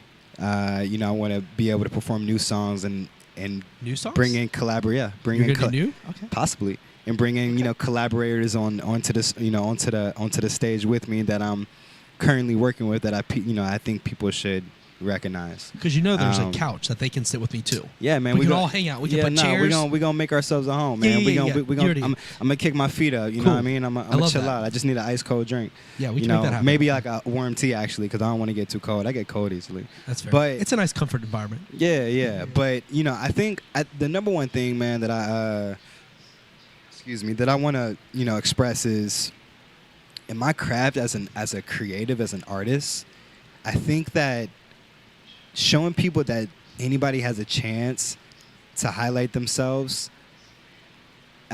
with the opportunity of creating a legacy is important. You know, I think human to human, you know, we don't give ourselves a lot of grace on our ideas. You know, we a lot of times we allow the idea when we express it to be shifted from someone else instead of just having confidence in our own idea. And I think that one idea can create a legacy for the rest of the generations out of your whole family and friends and your experience. So in my experience, I've recognized that. You know, I've been told no plenty of times, and I've still said, you know what, I'm still going to do this. And now I see where I'm at with my career, and I'm like, that's because I took the chance to follow my idea of what my legacy would look like. You know, like I'm a musician at heart. Like all of the stuff that I do comes from my passion for music. But now I'm the MC for the Cincinnati Reds. I'm the MC for UC football and basketball. Let's go. Which came from music. Like it all came from music. Like it wasn't like I went to school for media communications. I wish. But I mean, let's be honest. A lot of it has to do with your personality, bro, and how and the charisma. and how you handle yourself, bro. How you carry yourself. And I'm with you too. All of this comes from music. I'm putting this show on because I am a musician. Like I was an intern at Madison Theater, and that's kind of where I got my baseline to be able to do this. And it's hard to book at Madison Theater. It's hard to get in there because it's kind of a small knit community. They don't just let people come in and book. You have to like get on the calendar and the whole process. But I was like, you know what? I want to do something different. And I was told originally that this was an ambitious idea. Be on the stage was ambitious. You're being pretty ambitious here. I'm like, well, I am, but I have sponsors to pay for the room, so I shouldn't have to worry about the room rental. Let's just put these artists on a stage and let's talk, because you get like 30 seconds in between songs to tell someone what this song means to you. Well, let's talk for 15 minutes about what your career or what you're doing means to you. And really, like, I don't really worry about what the crowds think, and I've said this before on Matt Waters' podcast. I'm not worried about what the crowd's wanting. I'm worried about what the artist is doing and how much fun they're having. Because if they're having fun, dude, the crowd is going to have so much fun. Because it's going to be the energy of engagement. Exactly, because they're there for you. Right. They're there for you because they're not there for me. I might have some regulars that are coming through now. We've built up a year's worth of people, which is nice. But really, it's what you want. I'm just giving softballs up for you to crush and you to make it the most of your situation so you can speak your mind, dude.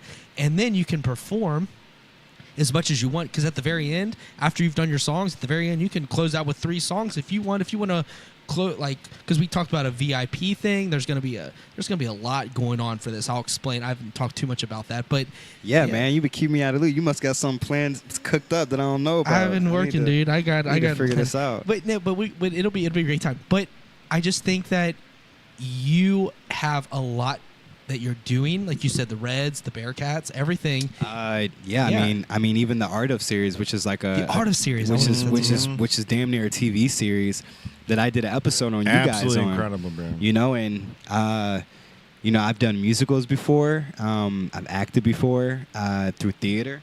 You know, I even have a band that was found from America's Got Talent and Van's America's Most Wanted competition. You know, and we've headlined Blink Cincinnati, and we're a specialized hip hop improv band. Like, there's just, I think what I started to learn in my career as a musician is that we have to learn how to utilize the ability of our voices, you know, and the energy and the influence that we're gifted with. Like, music is the power of influence. Once you have that power in your voice to create what we create as musicians, you are gifted the power of influence. So now, you know, we're out here giving this music to people. We're out here giving these messages, these stories, this lifestyle, these experiences, this self of identity, you know? Yeah. And it's like, yeah, we, you know, as a musician, we have to learn how to take pride, but also like learn how to be disciplined in it. And so learning from like the mistakes of my peers and myself and the trial and error, it was like, well, we know that money is huge in music, but it's not going to come as easy as we always expect it to be. So how do I utilize this ability to that I have with my voice, with this gift that I've been given to as with the power of influence and wordplay, and like, you know, channel it in different areas, you know? Like, I've been given the ability of charisma and a voice, so how do I channel that, you know?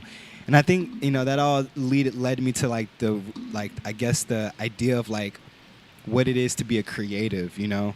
Like, a creative is just more than just like creating like a painter, like a painting or creating a song, you know, like you're creating like visuals of identity for someone to really like tap into. 100%, bro. Yeah. You know, like you listen to a song. Like, I remember listening to, I don't know, let me think of Linkin Park. Dude, Yeah. I used to literally watch Linkin Park and listen to their albums, and a part of my identity came from that.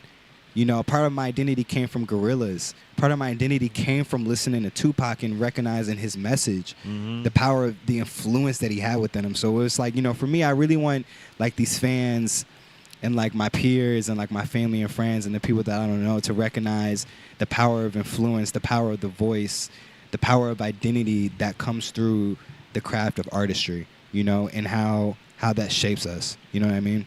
Yeah, sure. yeah, and I think that you speak it eloquently, that the influence that these artists are having on us, because we're watching Linkin Park as you speak their name, like that's a great example.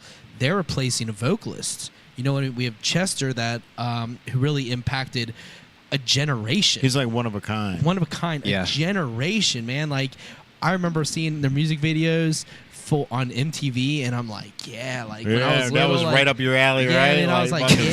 Screamo, like, dude, I was like, these guys are Fucking. insane, yeah. And now they're replacing them, and even Chester's mom has a problem with it, and like that's how much people are influencing.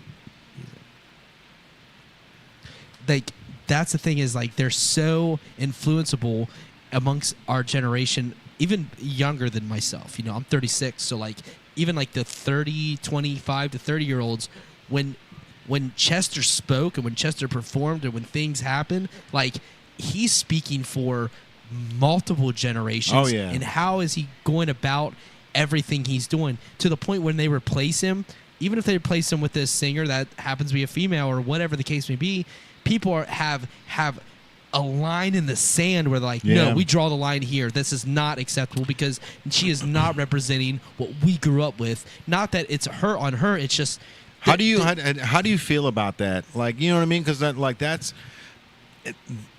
man, it's such a double-edged sword, right? It is a Because double-edged it's sword. like you love Linkin Park, not you in particular, but do, like though, yeah. I do. But yeah, I Dude. mean, bro, anyone who grew up in like the late 90s, early 2000s, like they should appreciate at the very least Linkin Park, right?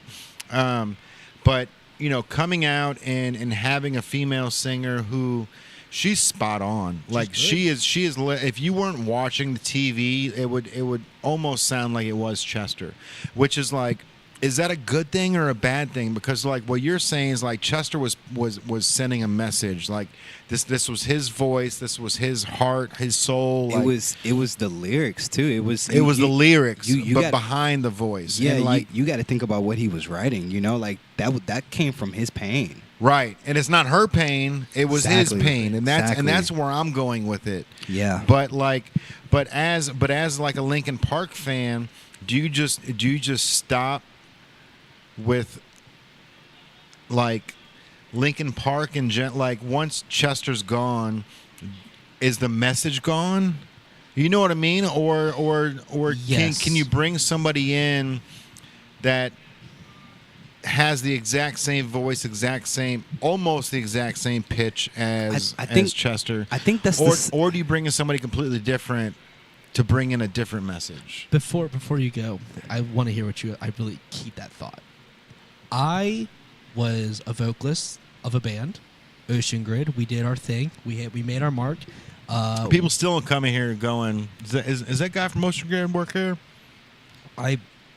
It's just fire, It's bro. pretty crazy Yeah. to think But when I left because of Charlie, she was my reason, and I would do it again. But they replaced me with a girl. They tried to. They did for a while. And a girl screamer. And they just couldn't replace my backbone. Because I'm intentional, which is a good feeling, bro, because, you know, if you've got a screamo female lead singer, like that almost, that gives her a couple bonus points that a male doesn't get, I feel like. Yeah.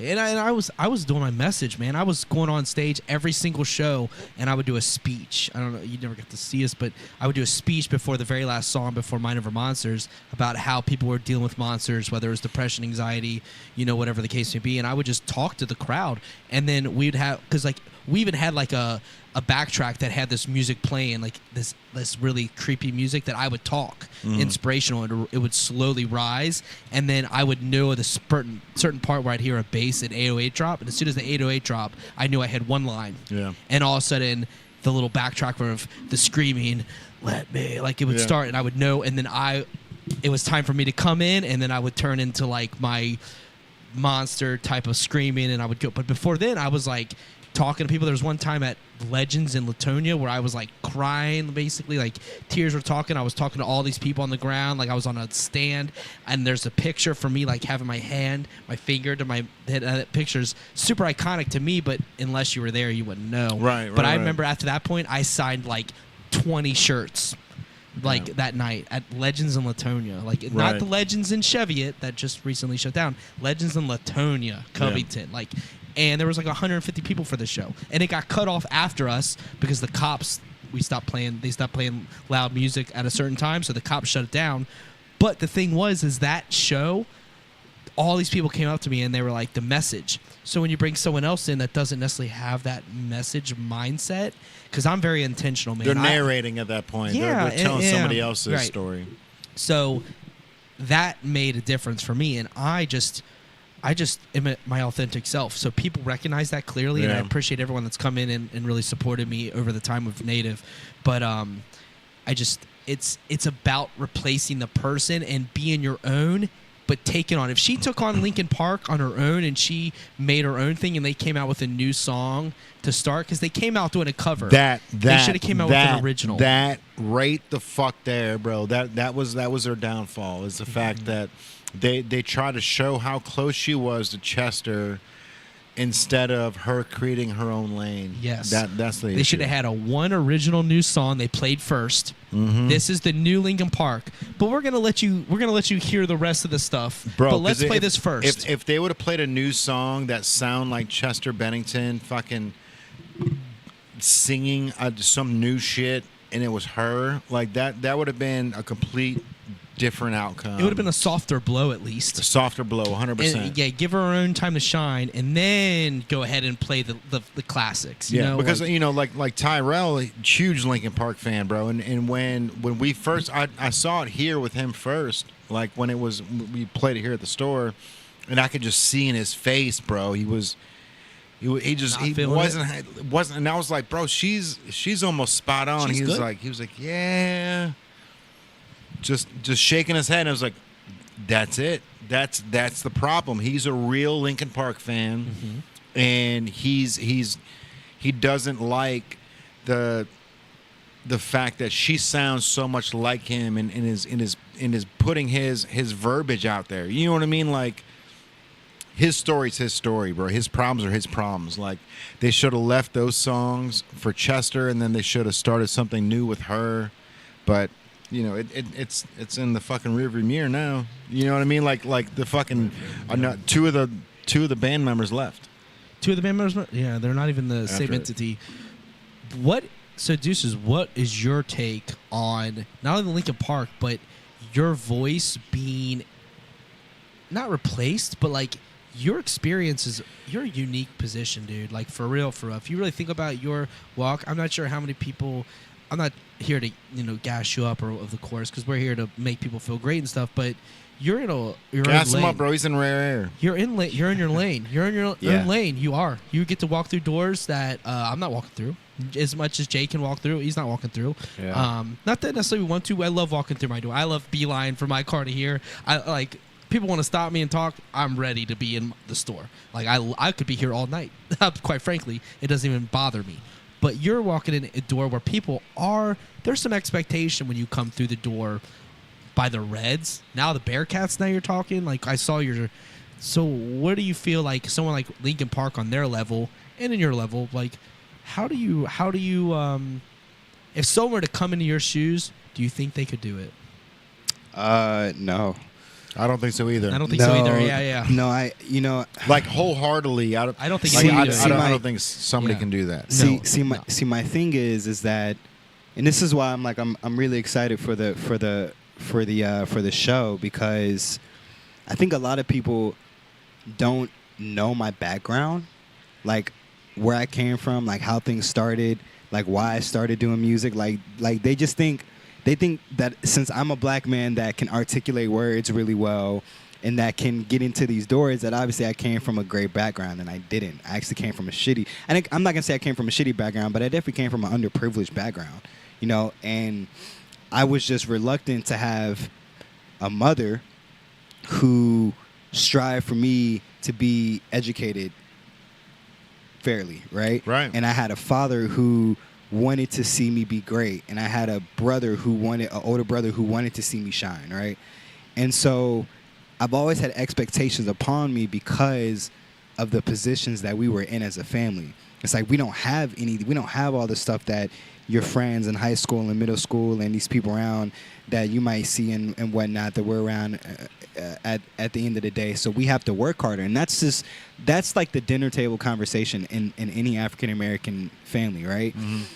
So for me, I don't think anyone could ever play my position because of what I do and where I came from and how it came to be. The years it took to be able to become Deuces, for sure. Do you think it was years, or do you think that your innate, like your inherent ability to connect with people? Because you have a really great ability to connect. It's both. Okay. You know what I mean? Like my reason for being charismatic and being like so social and like also being able to like amplify my voice when I'm performing, like writing these songs, you know what I mean, like creating like the stuff that I create, all comes from like the roots of like what I had to deal with and what I recognize as being problems. Mm-hmm. You know, like I've been through certain pains that I don't ever speak about, but you might hear it in my music, you know, where it's like I've seen people not get the love and shine that they needed. So when I created the Art of series, I was like, I know how that feels to not get the highlight that you need when you know that you put in work, and right. it's like you're a talented person, so I feel like you need to get the recognition that you deserve, you know, and obviously I want to figure out a way to apply my music because this is still my music career, you know, so I'm figuring out both ways to make sure that any party that I'm involved in is making sure that they're getting the flowers that they deserve, which is why I created the Art of series, right? When it comes to hosting, you know, I've always loved talking to people, you know what I mean? But people have always told me that I either talk too much, you know, I don't know what, you know. What's your response to that? So hold on. Yeah, so yeah. Some people have always said, you know, like you don't make sense. Like they'll tell me things through over the years that I've grown up, and like, you know, even now, where they'll be like, you know, what you're saying doesn't make sense to that and third, like you seem to go on a tangent, blah blah blah. But I host for the fucking Reds. Right. But I host for UC. But I'm also on TV speaking about these things, reading scripts, not even reading scripts, doing it off of improv on media, right? Mm-hmm. So those things that were attacked towards me that I truly believed in, I would be like, oh, okay, bet. Yeah. Like, well, I'm going to go ahead and prove to myself that I am worth what it is that I'm doing, that I know that I can articulate myself better than what you guys say that I can, that I know that I make sense from what I'm saying. You just don't recognize what I'm saying because you don't comprehend the idea or the level of comprehension that I'm even speaking out. For sure. Yeah. You know, there's levels to this, dude. Yeah, there's There levels. is. And also on top of that, man, you know, you've got, you know, if anybody dictates you on saying that you talk too much or whatever. It's like, bro, like there's no camera on me right now. Exactly. You know what I mean? The second a camera's on me, It's like different. like I've got 45 seconds Yeah. tops. Like I've got a minute and 10 seconds. I've Yeah. got 30 seconds. Like I've got a small window to get all this information out Yeah. publicly on the Cincinnati Reds platform, and I Right. fucking nail it. I You know what I all mean? all the time. Bro, Yeah. I've got some And profound to say real quick. When someone says you talk too much, yeah, my response when I was much younger, because I got the same get back. for sure. I always used to say when I was like young through high school, I was like, well, maybe you don't talk enough. Do you have something inside you need to talk about? Because if you're worried about me, how much I'm talking, maybe you have something to say. Here's your chance, talk. And you put them on that point where like, you They're don't talk, like, "I'm you don't good." talk enough. They're like, okay, man, you just keep doing. They will shy Yeah. away if you put it on now, them. now here's my thing. Yeah. I don't. None of that gets to me. Yeah, and, yeah, and I that and I, gets ne- you, but and I and I when never. you're little, when you're the younger, not the adult, not the when you're much younger, because I'm sure you've gotten that a long time, because you've got to. Well, here's you- my here's my thing on it. Yeah. My thing on it was, I never took anything to heart unless it was from family, right? For sure. But I never took anything to Okay. heart. What I would always do is I would channel it, and I'd be like, all right, well, I'm about to go ahead, not negatively. I'd be like, all right, I'm about to go ahead and just prove whoever wrong for myself. 100%, bro. Not for Sure. them, right? Like it's like at some point in time, Hustle mentality right there. at some point in time, like my older brother, who was the rapper, like of the family, obviously, was, I remember just trying to convince him that I was great. Like I was great at this. Like I knew what I was doing. This is when I was younger in high school, and him and his rap team didn't believe me. So like they would put me in a booth, and obviously I would freeze up a little bit, but like put me in a cipher, and it's game. Like it's Yeah. game over. You feel me? So like, but no one really wanted to recognize those spaces that I was in. I had to like put it all in the forefront in front of people. You know what I mean? You to prove yourself. Yeah, when it comes to it was- family, it you was- got to prove yourself. It for was sure. it was a ton of proving to anybody for me. I think people always take me lightly until they recognize. Like it's like my girl said one thing, man, that really hit hard, and it let me know that like you can never judge a book by its cover. Cause she said, and she said this after she kissed me a bunch of times, and it was like, all right, she's like, I just want to say this, and she goes, I like you so much because I love the way that people see you, realizing they look at you as if like you might not be anybody, and then they realize who you are, and they're like, oh shoot, it's too late. Yeah. It's too late. Because when they recognize what I have to offer, they're like, oh, like I didn't know. And it's like, exactly, you never gave it a chance. You never asked. Yeah. You never were like, hey, like, what do you do? And that's my thing with people. Like, that's just what it is. At the You end know of the what, day. man? I can relate. and I that's- can relate. Yeah, that's I can incredible. relate. When I lived in Tampa, bro, I used to tell people, like, by the time you realize how good I am, like, by the time you realize that you're in love with me, I'm already gonna be infatuated with something else. You know what I mean? Yeah, Like that. yeah. That was my mind mentality. Was like, look, if you don't catch me on this first trip, Exactly. like the second pass through, I'm gonna Yeah. be going 70 or 80 miles an hour. You're not gonna be able to hop on this train. I'm already on the plane. Yeah. Like if Yeah. you do you see it? You don't see it? Cool. I'm hopping on this plane. Yeah. Yep. You know, and you know, I think, you know, I've had troubles with, you know, with parents, you know, with my parents, obviously. Like I've had fights growing up, living with a single mother, you know, realizing like I want to speak on my pain and on my piece that people I know that others relate to, especially as an African American, you know, who doesn't have a lot, you know. And mom doesn't want you to speak about personal issues, Yeah, like man. that type of shit. Yeah, I mean, my mom was definitely upset when I spoke about certain stuff out into the crowd, you know, about while I made songs, and I had to tell her, and I was like, Mom, It's not about you. I It's was about, like- it's for them. Yeah, you know what I it's- mean. it's- Like that's it's- the thing. it's for all of us. Yeah, Yeah. you know, it's you know, Tupac was one of the biggest ones, man. I mean, like his mom went through terrible drug issues, and he spoke on that. Oh yeah. Because he knew that someone out there was going through the same thing with their parents, and he needed to let them know how to work this. Like if even if they're not the rapper like he is, there's a way to channel this type of mentality to support your family and to get yourself out of the rut that your parents might have placed you in. And there's also a way to get your mother out of this by showcasing your skill and your idea. And that all goes back to my root of like what it is. It's like everybody's got an idea, right? That can get them out of whatever it is that they're getting out of. Someone's gonna tell you no, but you gotta push through that the BS, because if you know that it's a good idea, even if it's sort of been done, and you know that there's like something that you can do to twist it, do it. Don't forget all of the extra bullcrap and like flood that's around it. What did Jay say?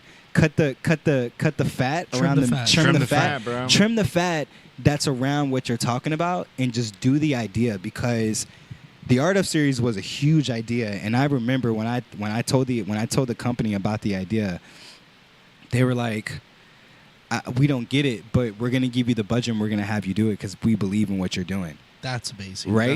That's amazing. When I did that and they seen it, they were like, "Oh, we get it." Yeah. But it just takes that, that little push. You know what I mean? I love that. I feel I can relate so heavy on everything you're saying. I feel much the same. I feel like our experiences are different. We come from different upbringing. I come from more of on the privileged side of life, but I kind of stepped away at a pretty young age because I wanted to pursue music so bad, and where I was raised, it was like, you don't need music. You don't need music. Music is just gonna bring you down. And I'm like, music is what's given me like life, it's giving me purpose, life. I was it's your identity. Yeah, when I was younger, I was like learning. I was like 4 a.m. learning this bass guitar. Yeah. And like just memorizing all the Red Hot Chili Pepper songs I could possibly memorize. Yeah. And then I joined my first band, and then figured out what metal was, and then it was, before you know it, I experienced my first tour, my first everything, and then it just opened my eyes that this world exists that was outside of the business model that my family was kind of like, pushing, which was fine. I love what they do, but I just needed something different. And now here, fast forward at where I'm at, and like you said, like Beyond the Stage specifically, it has been a challenge to just. I mean, we're a year into things now. I've done an event every single month, all different genres. We had TV shows. Last month we had Spirit Board, Cold Harbor. We've had all these great bands, and that no one knows about. And I'm like, let's put them on a pedestal. Let's have them a great night. And if you're there, if you know, you know. And now we have photographers that are coming through our door every single time. We have people that won't miss a single event because they just don't feel that they can afford to miss. If someone tells me I won't miss another event, and that really means a lot to me, because for sure they are spending their Thursday night with us every month, no matter what the date is. Someone came like, it's my son's birthday, but I have to be here. That's crazy. Yeah. Their son's birthday and they have to be at our event because he couldn't be there. Like that just speaks a lot of volumes to me. So I can definitely relate, Deuces, and I appreciate what you bring to the community and the work you're doing. And it definitely doesn't go unnoticed. Otherwise, we wouldn't be having this conversation. And you're definitely one of the main events of our 2024 year for Beyond the Stage. And thank you. I appreciate you. Thank you, man. Seriously, thank you for just giving the opportunity to let us shine our light to everybody. Because this isn't even just about the show. This is about what you want to bring to your community. You have a community built in your own self, and I have my own community, and we're gonna collide them, and we're gonna have a great time. And at the same time, like, I'm hoping brand new stuff comes from this. I'm hoping the whole entire thing happens, man. Bro, how old are you? 31. 31, bro. Yeah. All right. This is the type of shit that I love, bro. If I was 31 years old again, and I had as much going on in my life as that you do right now, it's like I would double down on everything, bro. Because you are, first of all, you're in rare air. Like the person that you are, the mentality that you have, the way that you're raised, the mom, the dad, the stepdads, the stepmoms, like everything that you have, bro, is like it's molded you into a person that could have been for the better or for the worse. But like the second that I met you, it was like it was glue. It was there's something about your aura and your mentality that just grabs people. You know what I mean? Like they want to know more about you, and that's a testament to your parents and your you know your family, your big brother, bro. Like everybody that's put you through the ringer and told you to be better. You've got better, and you've become this person at 30 years old. I'm a fucking fan before I'm a friend. You know what I mean? Like if I wasn't a friend of yours, I would still be a fan, and I would still be tapping in and looking at what you're doing, because I know that in the next 5 years, Deuces is going to be fucking way further along than everybody else, because of the fact that, you know, you're not only you're putting in the legwork, you're listening to what people say, and you're trimming the fat, bro. You're looking at what's good, what's bad. You're cutting off what's bad. You're leaving what's good, and at the end of the day, there's going to be a nice piece of meat for everybody to eat, bro. Yeah. And you know, I'm like, it's rare that I see somebody that has this aura that just glows, and like you've got this aura, bro. Like you've got this thing where you know you can walk into a room, there's 100 people there, but for some reason everyone's eyes are going to be on you. And that's that mentality, that's that hard drive, that's that punch in the jaw that you've taken when you were 16. You know, that's that fucking the punch in the jaw when you took when you were 20. That's that, you know, all of these hits and marks have gotten you to this point, and it hasn't broken you. It's only made you stronger, bro. Yeah, man. I thank you. No, it's huge, bro, and it's something that needs to be known, because you know, as artists, we're all artists here. Like we don't know when we're in the thick of things. You know what I mean? Like we just know that I made it out. Thank God I made it out of the dusk, right? But like other people are looking in and going, he's in there with the dusk with his 6-shooters just strapping people up, dude, just shooting anyone in his way. Like people don't realize, like, you know, the amount of work it takes just to not fail. You know what I mean? And just to play leapfrog, where you're just going from pad to pad, trying to cross this stream without sinking. You know what I mean? Dude, it takes a lot of belief. It does, bro. You know, it takes a lot of blood, sweat, and tears, bro. It takes a lot of blood, sweat, and tears, belief, and it takes a lot of being coherent. You know, I think, you know, one of the things, humility is a big thing too, man. Understanding the wrongs and rights. It's really that, honestly. It's really just understanding. You know, I used to be, you know, like my mom used to always tell me that I wasn't listening, and so I think as I was growing up, you started listening. I would listen to anything and everybody. Mm-hmm. You know, my dad was like, never not pay attention to your surroundings. Someone's always watching. Yeah. You know, so for me, like, and I know that that's the truth too. I know that that's a vague thing to say when it comes to just like the grind and the grit and like the power within like your ability to move in like your craft, but like I don't stop. You know, like my mind is always moving, because there's one goal out of all this that needs to get done, and that's for my family to be in a better position, right? Like I've seen from like friends and like family friends what it's like to live a good life, what it's like to have what you want, like to have all the materialistic crap that you want. Like I see it, I know what it is, I know what it takes, right? But the number one thing that drives me in order to get to those positions for my family, or for my sake and for my family's sake, is just for them to be like happy, to be like stable. It's just stability, you know? Stability, like stability, just like financial stability and like life stability. I just like it doesn't matter. I know I'm always gonna be a rapper, you know, like at heart. I know I'm always gonna be a musician at heart. But for me, it's like whatever it takes. Mm-hmm. My integrity for what I do is always there. But whatever it takes, and whatever it takes with just, right?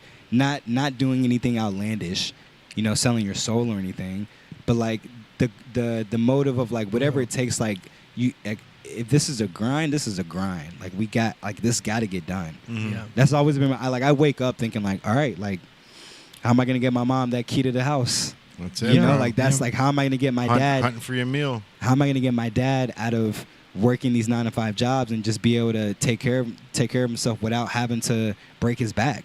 He's getting older.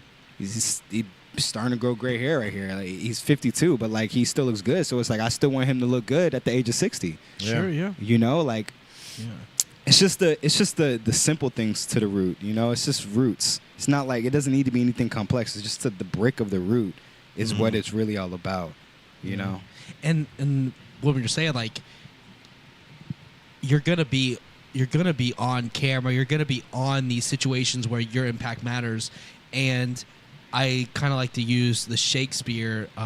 You know, we talk about Shakespeare and whatever, but all the world's a stage, man. Yeah. All the world's a stage. Yeah. No matter what you're doing, like it is. It no matter what whether it's the Reds, Bearcats, Beyond the Stage coming up, this podcast, or even when you're Blink or anything, all the world is a stage, man. You're representing your family, yourself, every single time you step up to even tell someone instructions. We need everyone to put their hands up, like whatever you have to do, like just for the moment. It is you that's instructing. You know what I mean? And it's not, and you're doing it in a place of authenticity. I think that's a big part of it. Is you're authentic. Yeah, and I think that's crucial in this. My identity is authentic. Yeah. You know, that's what it is. I mean, like I have multiple different identities in the city. Sure. You know, as being a host, that's a whole different identity from what I go when I'm on a stage performing a song. Yeah. But like the identity, it's all a stage though. But everything's a stage. But the identity that I show with on those stages are all authentic towards who I am as an artist and creative, and that's the most important thing. You know, I think it's just like I'm inspired by certain things, and it's like, but at the end of the day, I can't entirely be some of those things. So how do I implement what it is that I'm inspired by to allow us to still be me and be authentic? You know, like that's just. It's just the word of identity, man. Like we really have to, like it's just so important for me to let people know that they have the ability to create their own identity, you know, at the same time too. Yeah. The fall for the masses to be yourself. You know. Yeah, like be true to who you are, bro. Because at the end of the day, like if you're faking something that you don't want to be, they're gonna see it all over your skin. I mean, dude, I just got done watching Shark Tales. Right? Mm-hmm. And I just got done watching Shark Tales. I love Pixar and Disney movies, but it's just funny because the guy, Oscar, who was Will Smith, right? He was the shark slayer, but he didn't slay a shark. Right. He lied about it and got everything that he wanted. But at the end of the day, it came back to the root of all he wanted was love and recognition, and to have a surrounding of like life, right? So. You know, he just, he lied about it, but then eventually he ended up telling the truth and ended up shaking hands with the enemy, who also became friends with him and also found the love of his life, you know, and also created a business that his father had originally created, right? It all just ties into it all deep. That's deep for just. But like he wanted an identity that wasn't that was him. It was him, right? That's the key. The identity was him. But he put a lie on it so that he could get where he wanted. When instead, if he was authentic, he could have made it there still to the top. You see what I'm saying? Yeah, but he had to use a little stepping stool to get to that. Dude, he used a white lie. You know, it's the same thing as like there's so many different movies and like shows and stuff where like they showcase you like what that's like and like how it goes wrong and like. It's just showcasing you at the end of the day, like learn how to be authentic with your ability and like you'll flourish. Yeah, I think that's a very valuable because for me, like when I've always made my moves through artistry, and after this I do gotta go too. Yeah. I do want I do want to film that little video if we have a moment. The one in there? Yeah. No, we'll have to do that. Can we do that on Saturday or Thursday? Or Friday? So I perform. I mean, we could technically do it Thursday or Friday. It would just have to be, all of them would have to be before 9 p.m. Could we do, well, I won't be here Thursday or Friday. Could we? Saturday won't happen because I host for UC, and then I have a wedding to go to, and then I perform later that night. Sunday's possible. Sunday's possible. Sunday would be great. Yeah. Plus you can dress how you want to get it done. Because it is just it's the last thing I post people get anyone that's in here listening, it's the last thing I post for Be On The Stage promo is in the white room, in the lab. Yeah. It's just a little thing. We have some content we're about to drop. Me and Mike, we got a whole system for this at this point. We're about to we do a 2-week campaign. So the first 2 weeks I use it for the sponsors. I promote them, and then the last 2 weeks is for the artist, and we do a lot of promo, just the way it's working. But for me in this world, I spend all my time promoting music, and there was one moment when I had to I had all these CDs made, and we were going to Warped Tour, and I walked down 275 the highway to Warped Tour, and we handed CDs out on the highway. And if it weren't for me, Andrew, motivating my crew to get out of their car to walk down a highway where there was a wreck at the exit ramp, so no cars were moving. People were actually shutting their cars down for lack of gas. So like, I'm walking down the highway handing my CDs out, whether it's in sunroofs or the windows or whatever the case may be. I'm handing CDs out because I felt that my voice needed to get heard, and I was doing it as authentic as I could. People thought I was crazy, dude. People thought I was literally like, why are you walking on this highway, dude? But I don't have video. I don't have any documentation from that moment, dude. It was just, I hand wrote on CDs and put them in like a little, just a organic little cardboard box, cardboard slit. But like, I'm handing them out. But my authenticity and myself said, go do that. And like, that's just artists. And it's just, it's us as people. And you shed light and let people do it on like on a different scale than what I've been able to do. And it's not even, you have the platform, dude. And I have the utmost respect for everything, for what you've done, man. Thanks, man. Hey, seriously. And I've That's fire. Oh, look at Hey, that's actually heat though, bro. He's about to bring this out. I actually fucks with that. Look. I also gotta go soon because I gotta put up curtains for my girl. Yeah. It's getting I gotta late. go soon, and I gotta give you something. So this shirt right here, bro. This is a. Dude, I'm about to crop that so that it sits. Look, bro. So you came in like a month ago, and you had that box tee. Yeah. That plain white box tee. Yep. And I was like, yo, I can get those. And so I bought one, Ooh. but this is an XL, which I usually wear XLs like in Shockaware shirts. Yeah. Just a little bit oversized. Yeah. This motherfucker is like a triple XL, but it's cut like the length is an XL. So it's like, okay, I've got to drop down to a large to get the oversized. But this is that box tee that you walked in with the other day. I love them shirts, man. They feel it's below my elbow, bro. Look, you can't even see my elbow. That's the type of tees that I've been wanting, man, for the past 90s and 2000s. Run it back, baby. Let's go, bro. That's fire. So this T-shirt is an XL. It's fucking way too big. Yeah. But we went ahead and printed the sample version because we're gonna be doing these Joe Exotic T-shirts, bro. We're raising money for his lawyer to get him out of jail with these T-shirts. How fire is that? Oh my god. Yeah. Yeah, bro. Right? Like we're like, me and Joe are like this, son. Yeah, y'all tight. Y'all, you really about to help that boy out, bro. This is gonna Congrats. be insane, man. You know what?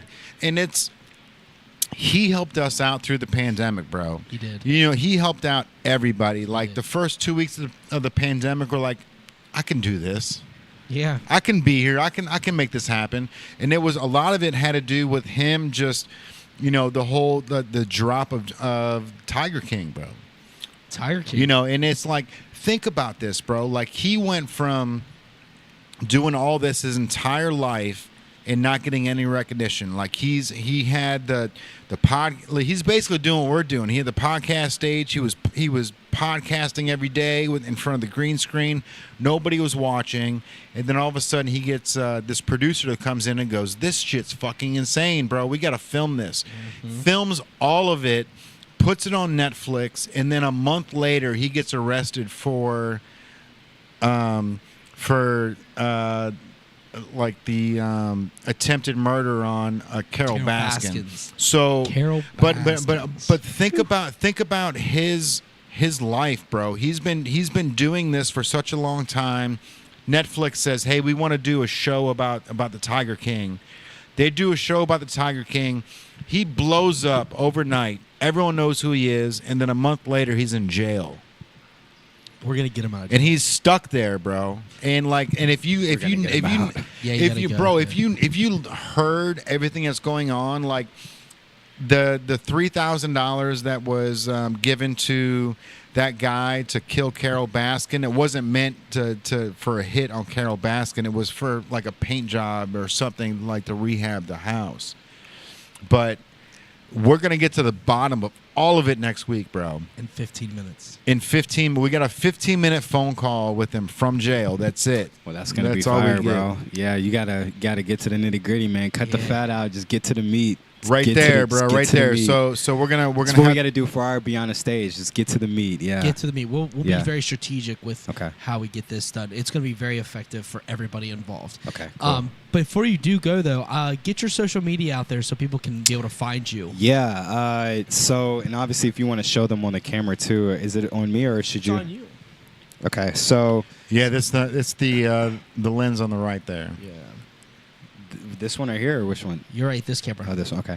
Yep. So, obviously, my name is Deuces.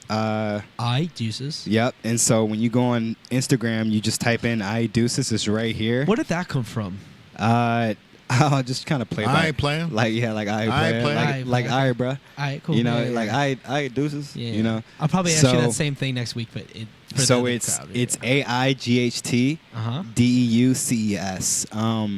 And obviously, if you want to find me on like on Spotify and stuff, just type in Deuces II. It's just a play with words, man.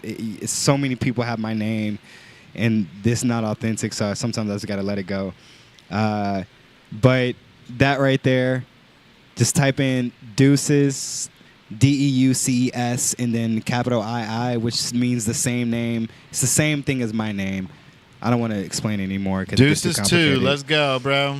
Yeah, so it just means my name. But yeah, man, and obviously if you you guys know that song. Yeah, bro. Made that for the boys themselves. Yeah. Bro, let me tell you something. This shit is incredible, we bro. play it pretty much all the time here. You guys playing on Spotify though, right? Oh yeah. Yeah, good. We're playing it. It's. Yeah, man. So, yeah, if you guys get a chance, come check me out. You can go on my Instagram, really, and just find all of my stuff. All of my stuff's on there. You can click on the link tree, and it takes you everywhere from portfolio, articles, publications, my series, my music, like they're listening to. That's that gorilla shit, bro. Let's go. And then this is on me, bro. Dude, thank you. Yes, sir. We here, baby. We official. Yes, sir. Also, I hope to see y'all Beyond the Stage next Thursday, October 24th at Madison Live at 8 p.m.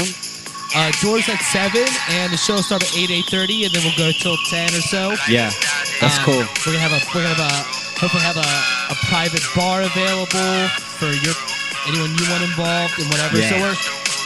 So it's gonna be interesting. Let's get on Instagram Live this week so we can tell them a little bit more. Yeah. You know what I mean? That way, that'd be cool. We'll do a Native brand or Beyond the Stage. We can do Native brand and Beyond the Stage and Deuces all on like the same Instagram Live. Yeah, Native's one of the sponsors. So Native's a sponsor. Everyone that's a part of it, we're all on the same page. I've gotten everyone at this point. So it's 11 o'clock, so my girl's going to kill me. So look, bro, we just got the sublimation printer back. Let's hide a couple metal VIP cards. Ooh, at Beyond the Stage. Yeah, for Beyond the Stage. And let's talk about some of the prizes too. I want to make sure we got like some incentives to talk about what some of the fans can get, so that way they got a reason to come. They got more of a reason to come to the event. I like that. I like to give some to the folks. You know what I mean? So I think that'd be cool. I can figure out who else I can collab with, and we'll try to make it happen. Bro, that's a great idea. Why didn't we think of that? Doing like 2 or 3 like Beyond the Stage shirts, like Beyond the Stage logo on the back with Deuces logo on the front. You know what I mean? And just give 3 shirts out, like toss them out to the crowd. You know what I mean? Yeah, and they can, and like obviously we can do like a little like whatever about like a Q&A of like Deuces, and if they get it, then obviously they can get the prize. There is I do provide a Q&A card, so people can ask questions while you're on there. You saw that. You saw that TV. Yeah. That just allows people to be a part of it. But like I also want people online that's on the live stream, which this live stream will be through YouTube. And I'm actually gonna go live on Facebook through my phone. Okay. And I'm gonna be like in your face kinda, because you know I get up, I have no shame on that stage. Dude. It's my world. I'm here. It's me being able to provide something. I'm just that's it. But I want to like get in the face of you as you're performing. We can do it. I'm excited, Mo. It's gonna be a great time, and it is October 24th. Madison Live, Covington, Kentucky. Deuces will be performing, and Sauce Boy will be there. My boy Sauce Boy, what's up? Yeah, bro. Sauce Boy will be there. Yeah, he's killing it. I love Sauce. Dude, he is killing the game. So we're gonna have everyone that's gonna be in the house is high level talent. And we'll see you next Thursday after Blink. You got performances before that, though. So yeah, I got a ton of Blink performances. You got a lot going on, bro. You are busy as it's 11:02, and my girl is about to cuss me out, so I got to get out of here. Appreciate you, man. All right, everybody, it's going to wrap up another episode of the PowWow. Deuces has to get back to his girl. I've got to get back to my wife. Oh, shit. Yahtzee. And, all right, man. If you guys want to ask Joe Exotic, the Tiger King, any questions, tap in below, message one of us. Any questions that you have for the Tiger King, we can ask them next week. Joe Exotic's going to be on the podcast. Let's go. Native TV, AI, Jay Banks, Tyrell. He bounced a little bit earlier, but that's cool. Yeah. All right, we'll see you next week. Well, later. Later. Bye.